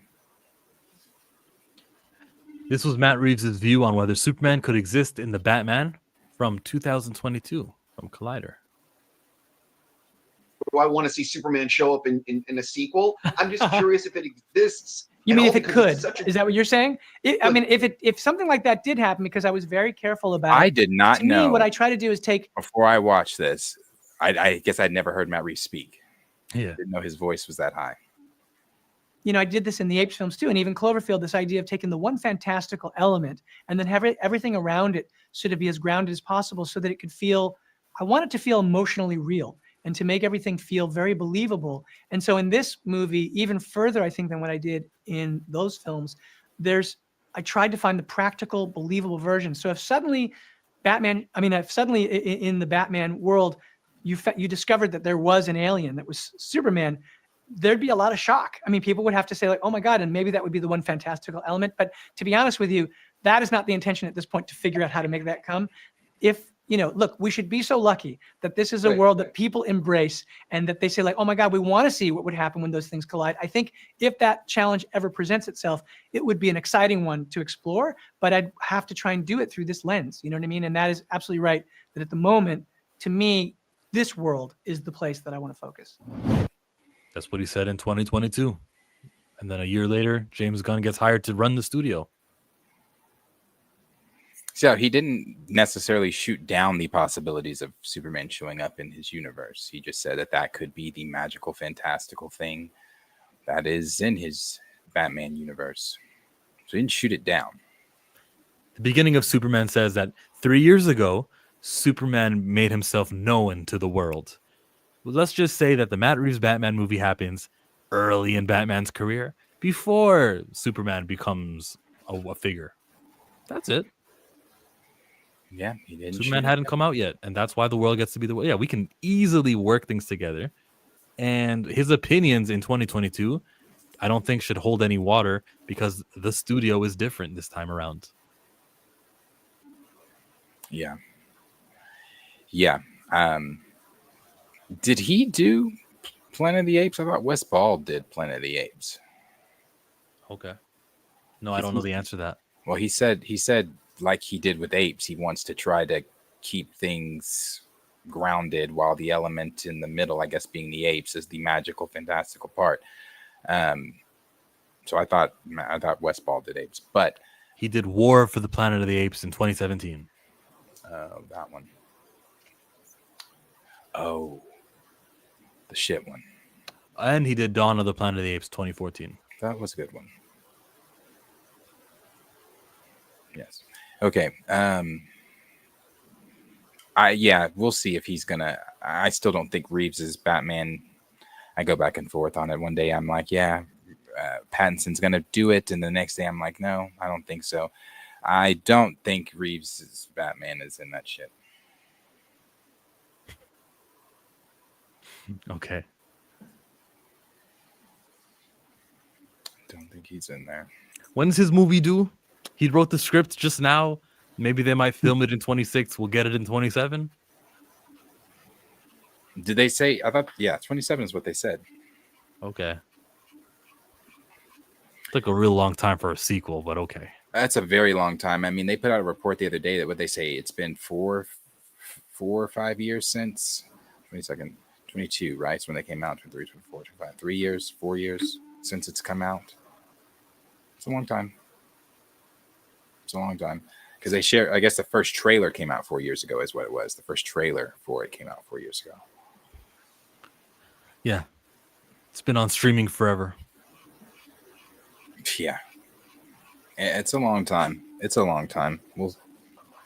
Does that help though? Does it help? We imagine that Disney Plus is going to be helped because so many people stream Zootopia. It worked for Moana. So many people stream Moana, and look, the movie made lots. So maybe they have streaming data and they go, well, everyone saw the Batman. People are still watching the Batman. We put it on our home screen all the time. It gets watched. That's why they'll come for Batman 2 in movie theaters.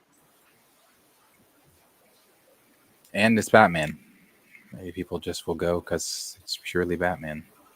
I guess people have been seeing The Long Walk too. That does come out. I don't know, a few days, something like that. Somebody put The Long Walk left me absolutely speechless. From the opening shot, it builds this suffocating tension that never eases, pulling you into a world where every step carries both hope and doom. It's raw and heartbreaking, yet there's a strange beauty in the way that the film is captured, the human spirit under impossible circumstances. The performances are all extraordinary. You don't want to watch these boys walk. You feel their exhaustion, their fleeting moments of connection, and the weight of every choice. The endless road feel both terrifying and hypnotic, while the score drives home the mix of dread and fragile hope. It's not just a survival story. It's a meditation and a cost of pushing beyond human limits. This is more than a faithful Stephen King adaptation. It's one that elevates the material, turning a brutal premise into something deeply emotional, unforgettable. By the end, you don't just think about the walk, you carry it with you. That's a great review. Yeah. Whooped out the thesaurus for that one. And yeah, the ChatGPT. The ChatGPT. You know what? He probably did, honestly. But the concept is great. Like, and it's not something I've ever seen before. I know he said it's a Stephen King novel, but that's fresh. They're walking. Very simple to understand, but never seen. What are the movies like this where you just have to walk? Yeah. Maybe the first scene, the first act, it'll be before the walk. We get to know the characters and everything, get to see them at their house, and then we get straight to the walking. Yeah. No, but he said it begins with tension, so maybe it does begin right with the walk. Yeah, he said it begins with tension. This person said it absolutely will wreck you, full stop. I don't often shed tears during a film, but I did in this. Yeah, a lot of reviews out for it right now just because I guess people got to see it. Nice. Yeah, The Long Walk. When is that in theaters? It is September 12th. Conjuring is the 4th, so it's the weekend after. Long Walk is 2 weeks away. Then it's getting a lot of noise, making a lot of noise. I hope that they ask the David Johnson guy about playing T'Challa and see what he says. I would hope I would hope somebody asked him that too. But has that really made it past? Who said that? Who shared that? Was that Snyder that shared that? Snyder. Has that made it past the hot mic, or even I was gonna say I don't even think that's really made traction. No. But someone's paying attention though. You know, you be in front of Collider or in front of one of them guys. They'll ask. Yeah. There's a rumor going around. You'd be like, oh, I'd be honored. Screen Rant. Who else has that access? Those guys will do it.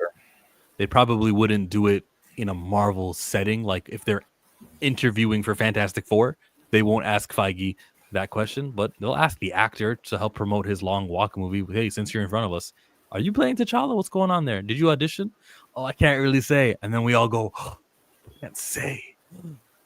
That's 5 minutes on the morning report the next day. Yeah, I did see Dre this morning watching We Ourselves' video. Yeah. It's the whole thing around it. Every time when somebody talks about it, it's quite vexing. But we'll see what happens. I mean, I've agreed with everything that was stated in We Ourselves video, as he's agreed with everything that we have stated in our video. It's, you know, I'm at the point, not that this is turning into a T'Challa conversation, but I'm at the point that I don't even think it's him in Doomsday or Secret Wars. I know I've hinted at that, but I think I'm officially at that point where I don't think it's him. Your source says it is him? My source says it's him. Okay. And you asked T'Child or T'Challa? And your source says T'Challa. Well, I didn't even have to ask that. I was assured it's T'Challa. Nice. I hope your source is right, bro. I do too. Now, you know, I combat my source. I go back and forth. But I don't even think it's him any longer. I don't. I think my source, like some of these others, like Jeff, even though my source is connected and actually knows comic book stuff, unlike Jeff, I can judge that from our conversations. Like they actually know, you know, some of the shit. Jeff doesn't, you know, this stuff. You know, he heard T'Challa, didn't know if it was T'Challa. What do you say, T'Challa, to Junior, to Cola, to whatever? So he didn't know. He said to soda. You always say to Cola, and I just listen. Soda. Yeah, it was to soda. He didn't know what it was. So and here comes Kevin Davis with the Ryan Coogler and Kevin Feige isn't recast T'Challa. Stop believe this rumors. English is not his first language. He's an Israeli operative here, or working for Disney, trying to support that company. Israeli operative. Israel. They actually do have people. They actually do have people on all the websites trying to like change the way information is collected. And Disney is a company that supports Israel. Here it is again. Ryan Coogler and Kevin Feige isn't going to recast T'Challa. Aren't going to. But English is not his first language. Well, Kevin Davis, I don't know how often you watch. I'm assuming every time, but whenever he doesn't stay anymore. Whenever I do talk about T'Challa, I have said that. So you are not breaking any. There's no breaking news here. I've said that. I believe that. So. Anyway, like I was saying, I don't think that they are. The more we get, you know, just closer to things, and especially listening to, I was listening to We Ourselves yesterday, but I had to cut the video off. This morning when I was working out, I was able to listen to it all the way through.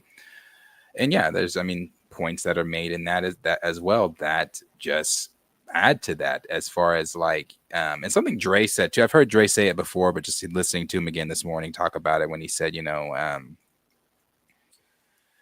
Coogler being upset, and not so much of being sad, not so much of it being an emotional decision like, oh, I lost my friend, because as we've all pointed out before, I'm not judged. I don't know them. As I've said before, I don't know these people. I will always say that anytime I go in, before I go in on these conversations. I don't know Ryan Coogler.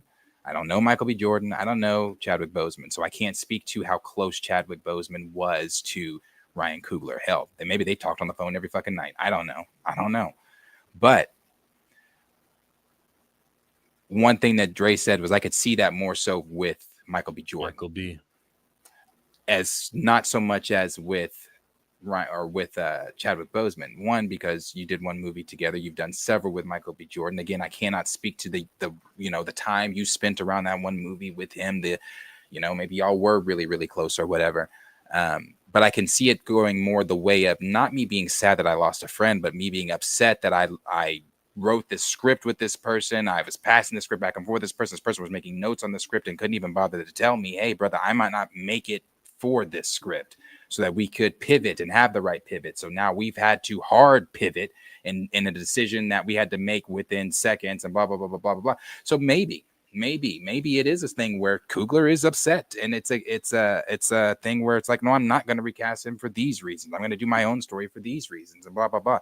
As I said in Dre's chat this morning, I've said this before here, once you start to read the room, not with hope, but for what it really is, you start to come to the realization that, oh, they really are not recasting this character.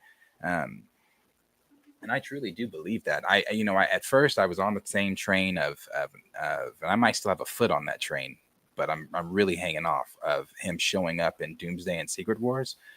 There will be a Black Panther. Of course, I believe that, but I don't think that I don't think it's going to be the way that we are wanting it to go. And if it is T'Challa, thank God. Son of T'Chaka, thank God. Then I can be like, I am so glad I was wrong. Yeah, I'm so glad that room was read completely off. Now let's continue that in the third movie. But I don't know. I hate talking about it because I hate being the Debbie Downer of the conversation when it comes to T'Challa. It just. I don't know. But. I do have a theory that this Comic-Con, D23, here's the actor. He's playing, quote, the Black Panther. You listen to the reception, then you go online and you see what people are saying. Is it too soon, disrespectful, or is it, oh, great, the Black Panther is great? And then you go, oh, they're for it, right? All right, fine. Next time we talk about this, we will clarify he's playing T'Challa, because it feels like all of the comment sections on Instagram and YouTube are for what you know what I mean? Like if Christian Harloff and some of those streamers, the ones who they all watch, that Feige is watching, if they're pro, oh god, Black Panther is great, we gotta have T'Challa back, and everyone's accepting of it, they send a super chat, oh my god, T'Challa, this is my dream come true, and they're watching that hour live stream, then they go, okay, good, we will say it's T'Challa. But if not, they'll be like, yeah, we said Black Panther, we didn't say it'd be T'Challa. It's gonna be T'Childs, Toussaint. It's gonna be his grandfather from another universe, like that picture that we all saw that I have here. It's gonna be this guy. It's gonna be Azuri, aka T'Chanda. I think there's gonna be a soft announcement. It's gonna be a soft launch announcement. They'll give you the Black Panther. What's the people saying? Okay, good. We can make him T'Challa. And then, sorry. And then Avengers Doomsday and Secret Wars has T'Challa. And Ryan Coogler goes to the T'Childs. This is my son, Toussaint. Yeah. We it is. It's a.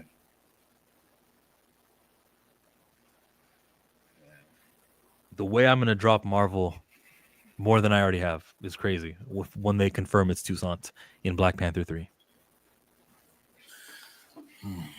Yeah, again, like I said, when you actually look at it for what it is, and we ourselves, if you haven't seen that video, there were very good points made in that video, especially toward the end, that middle. I mean, the whole video, but when you get to that middle meat of things toward and on to the end,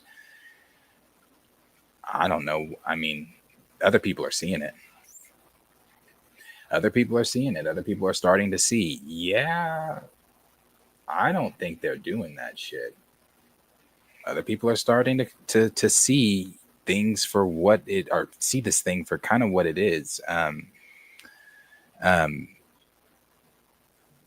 It's weird. It is weird. It's weird. I don't have an answer for it other than, again, watch what we ourselves said at the end of his video. Toward the end of his video, that's really just what it is. It's a thing where as we've talked about many times, it's they didn't want to see a black film in the first place. The money folks, that's something we ourselves talked about. We've talked about the money people when Black Panther 1 was being created. They were like, we don't want to see all these black folks on screen. We don't want to invest in a black movie to give you, like some of you might be thinking, how do you know that? How do you know them? Well, okay, let's go to Lupita Nyong'o. They were talking about how nervous everyone was for the very first trailer because it was a black ensemble.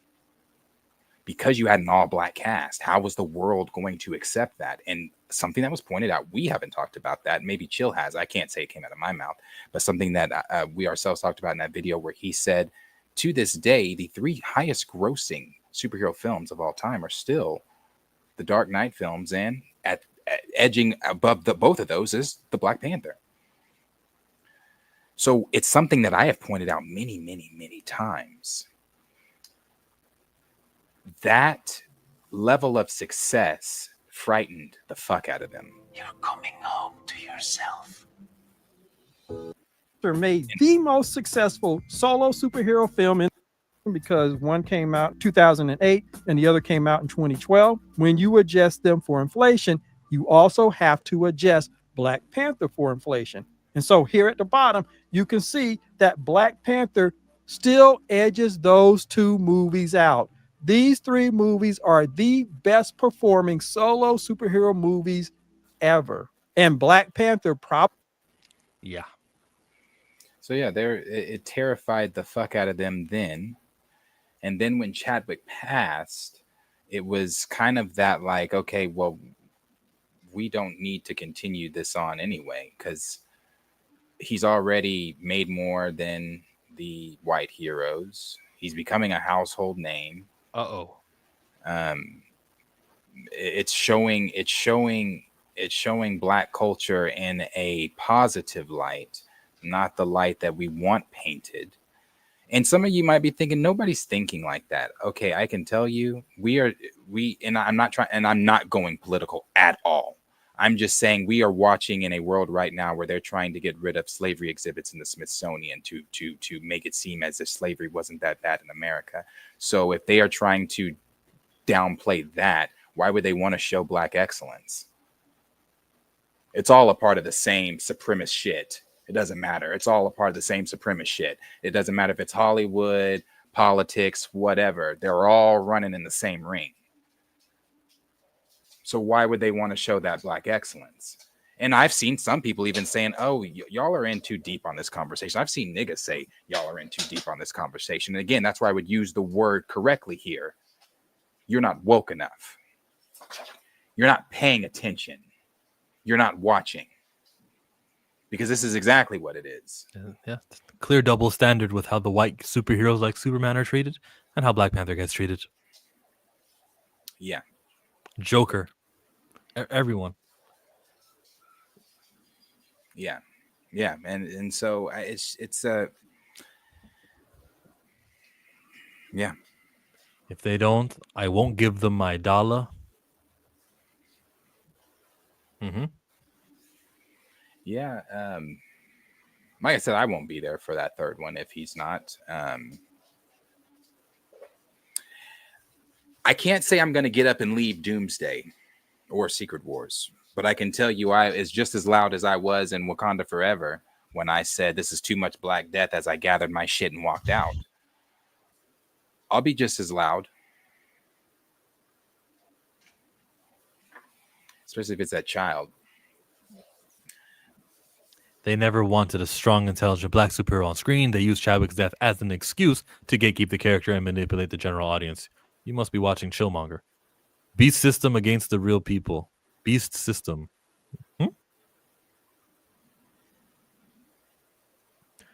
Right in our faces across the globe. It's not that deep equals I'm too shallow. Hey, there it is. Yeah. Yeah, it's, and you know, and this person may be watching. I was also told that I think we make Marvel, or I don't say we, I was told I make Marvel my personality on the show and things like that. No, we talk about several different topics, you know. Did you not see the Michael Jackson, Chris Brown beginning of the stream? Right. It's never just Marvel.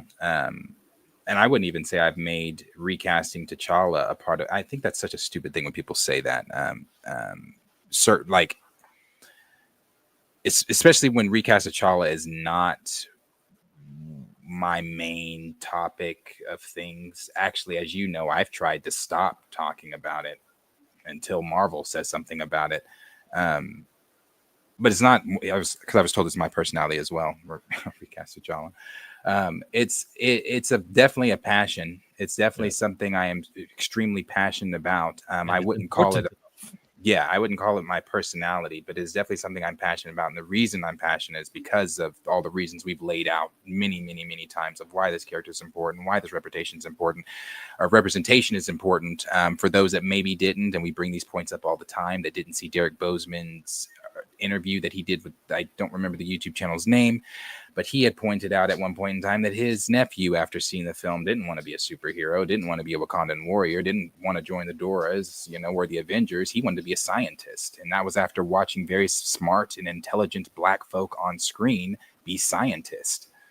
So yeah, representation matters, and it can help push a Black child, young Black male, Black girl, whatever, into a different career path that they never probably would have thought seeing themselves in, because they've never been shown, hey, you're Black can be a scientist, you're Black can be a doctor, you're Black can be this or this or that.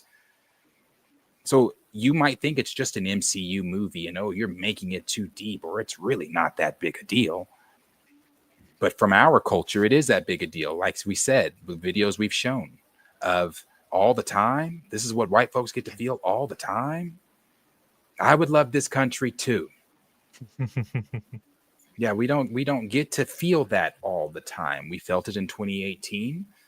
I can't say anybody felt it in 2022. If you did, it was disingenuous. When's the next time that happens? Bad Boys, maybe? The whole cast? Children of Blood and Bone, there it is. That's 2 years away. Yeah. Yeah, and then the whole emotional conversation, like, and I've said this before too, the emotional conversation about like, oh, well, Ryan is still mourning, or the cast is still mourning, or this or that. We are so far past that conversation.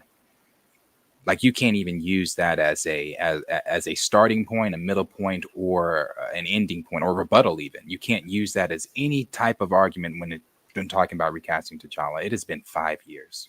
The emotions expired.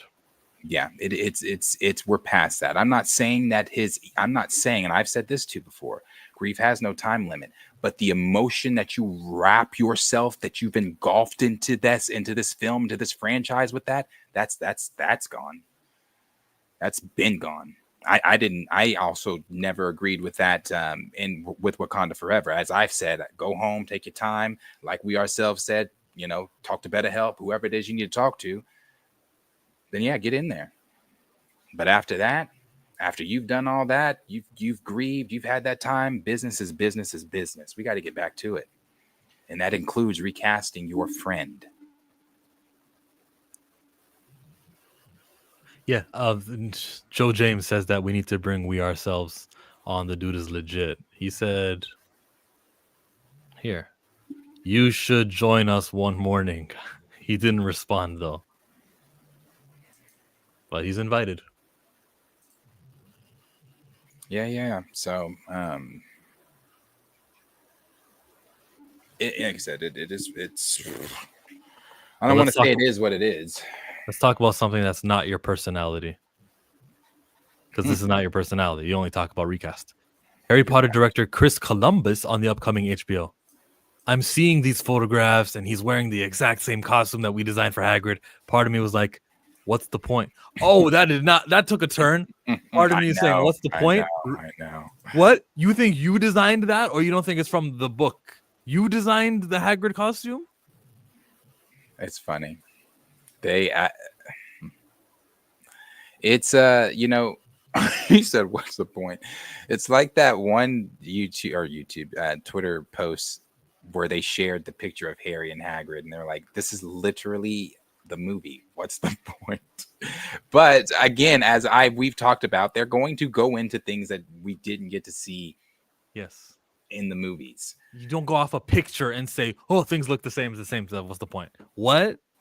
There's gonna be plot points that were not used from books that will be adapted on this TV show. There may even be some new things, an extra new teacher to spice things up. Keep everyone on their toes. Right. What if they did a fifth house? The Sorting Hat had a fifth house. What if a school goes down, and in the sequel series, in season 2, you get a brand new school in there from house whatever it is? That'd be cool. Bring up the African school.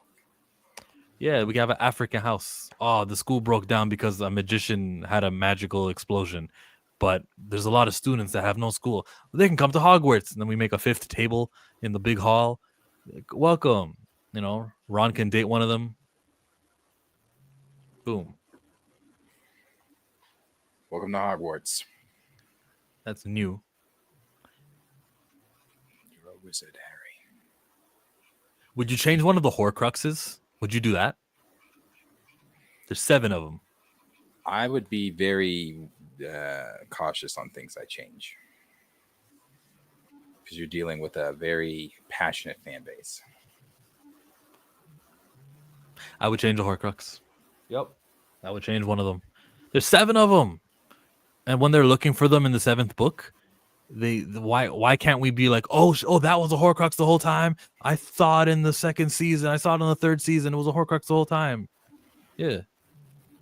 That's the kind of changes I would make. I don't want to see a heist in Greenwald or the bank. I don't want to see a heist over there again to find Hufflepuff's trophy, golden, you know what I mean? Because it was a Horcrux. Let's do something new. Yeah. Harry Potter, the series, HBO Max, it's coming. The other director doesn't seem to be too enthused, but it's coming. What has Chris Columbus really done since? What's his IMDb saying? He did Home Alone. Shut up. That's why he worked good with kids, so he can work with Harry Potter. He also recently talked about Home Alone because they were talking about doing a reboot, and he just said that wouldn't be a good idea. Then he did Chamber of Secrets, and they got a third guy to do the third movie. So, he did Percy Jackson and the Olympians there. He's just a kids expert, huh? But they've done reboots on Home Alone. Some that aren't bad. Yeah. Like that one kid with the bowl cut. And I think it was like his mom or something like that. That, he always gets left home. It's the whole thing. He always get left home, blah, blah, blah. But that one wasn't bad. That one was actually good. So they've had Home Alone reboots before. So I don't know what he was talking about. He did Harry Potter Goblet of Fire. It He says did he's Jingle All the Way. Wow. Meet the He was the Cranks. director? Did he direct it? No. The director was Brian Levant. Maybe he just wrote it. I was going to say, wow. Meet the Cranks is on his resume. I don't know if he directed that either, but it's on there. This website will actually say what he directed. So he directed 22 movies. And directed 22 movies. There. House of Secrets, The Secret Lives of Road Crews, Thursday Murder Club, the Pixels. There, that movie. There was the Pixels movie. Jackson, the Olympians. All right. I Love You, Beth Cooper. Oh, okay. Rent. Harry Potter, Chamber of Secrets, Harry Potter, Sorcerer's Stone, Bicentennial Man. So these are his directing. Not, Mrs. Doubtfire. He did that. You like that. I did like Mrs. Doubtfire. Home Alone 2. You know what? He's valid.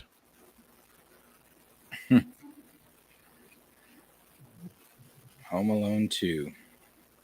The best one. Austin, New York.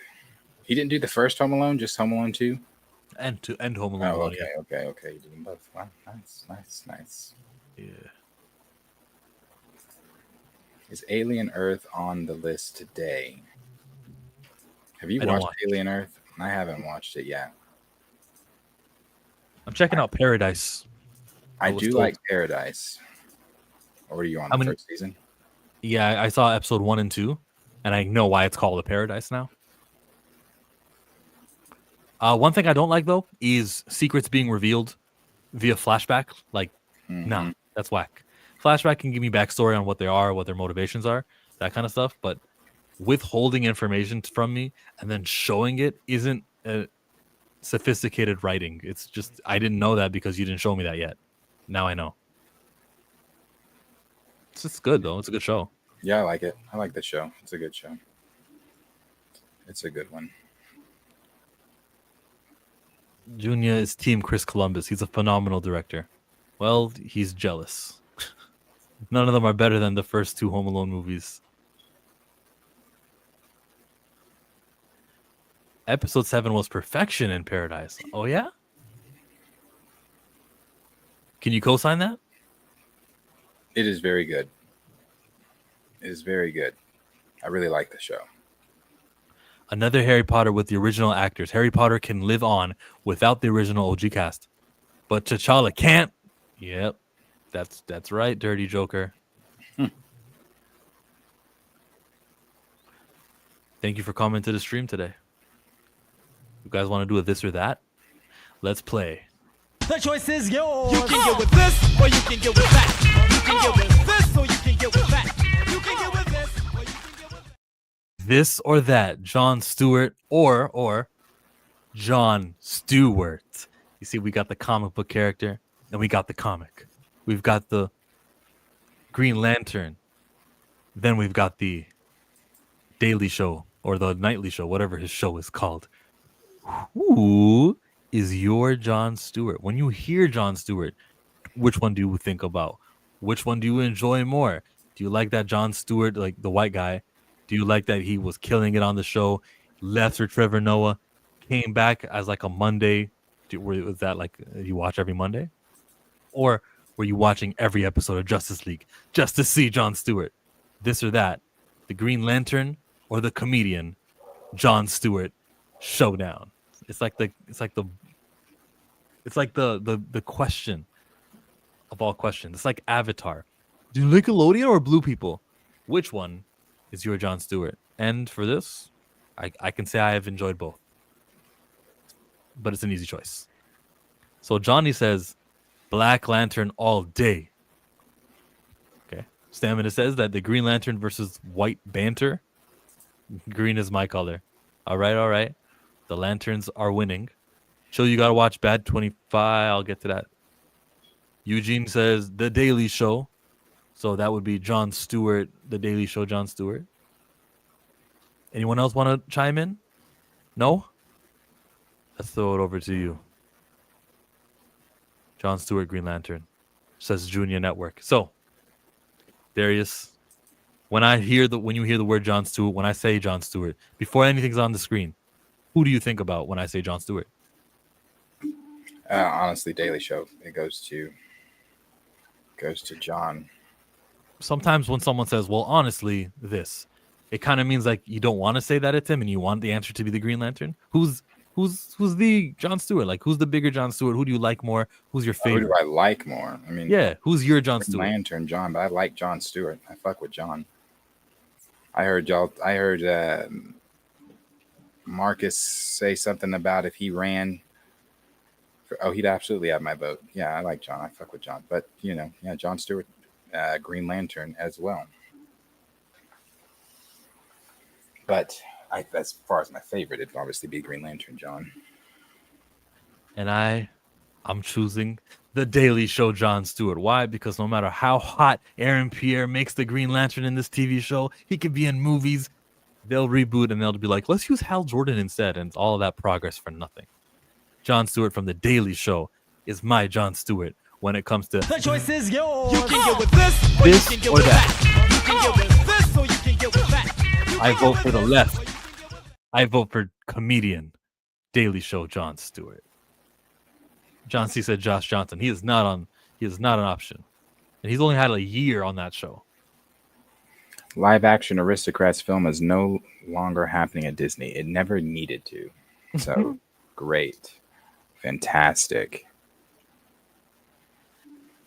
Never needed it. No.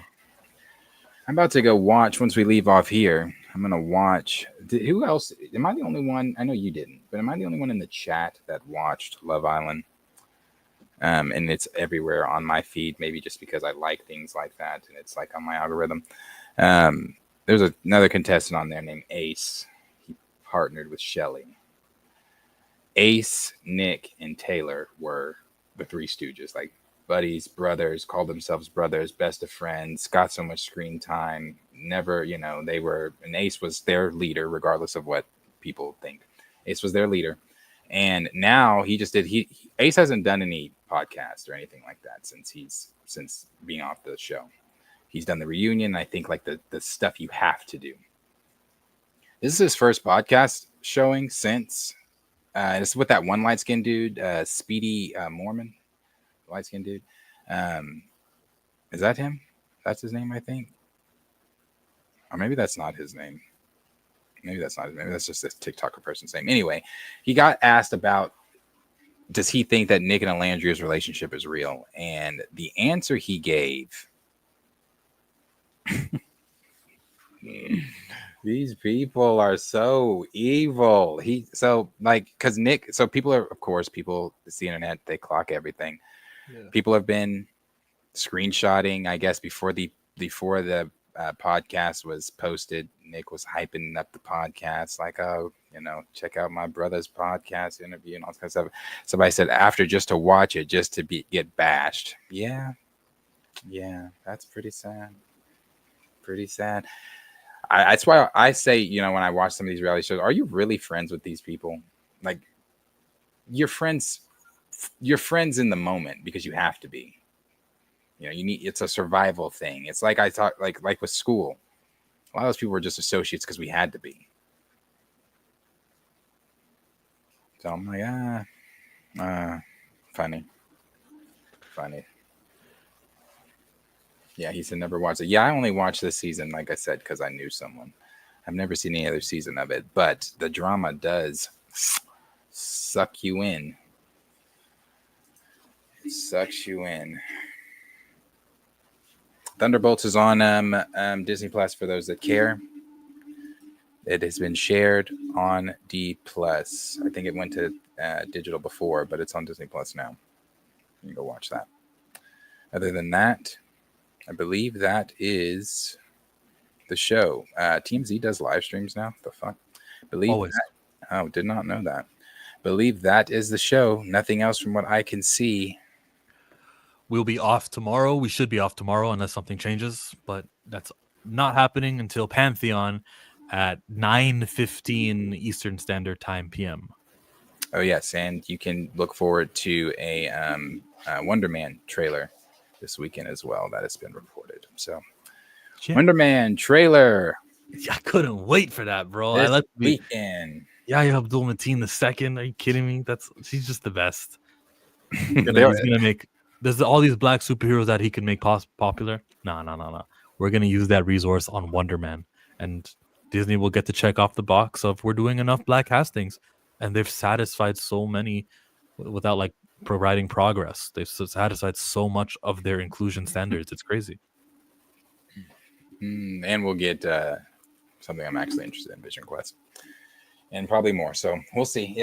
If there's good things this weekend, we might jump on. I'll coordinate with Chill, see where he's doing, what he's on, and if D23 actually stuns, then yeah, we'll talk about it. If T'Challa's cast, I'm streaming with you. Yeah. Well, that's if they mention anything about T'Challa, even if it's the kid, I'm coming on here because I'm coming to rant. So yeah. Other than that, that's been today's stream. Possibly tomorrow morning. Unless something changes, then we will be live tomorrow morning. If not, then we will see you again on that tomorrow evening, Pantheon. I guess. Yeah, Pantheon, and then Friday morning. So if you're new here, you like what you saw, go ahead and hit that subscription button and the like button. It helps us out. Subscribe to Chillmonger. You can subscribe to my channel as well. Like, subscribe, tell a friend to tell a friend to tell a friend. And we will see all of you guys in the very next video. Peace.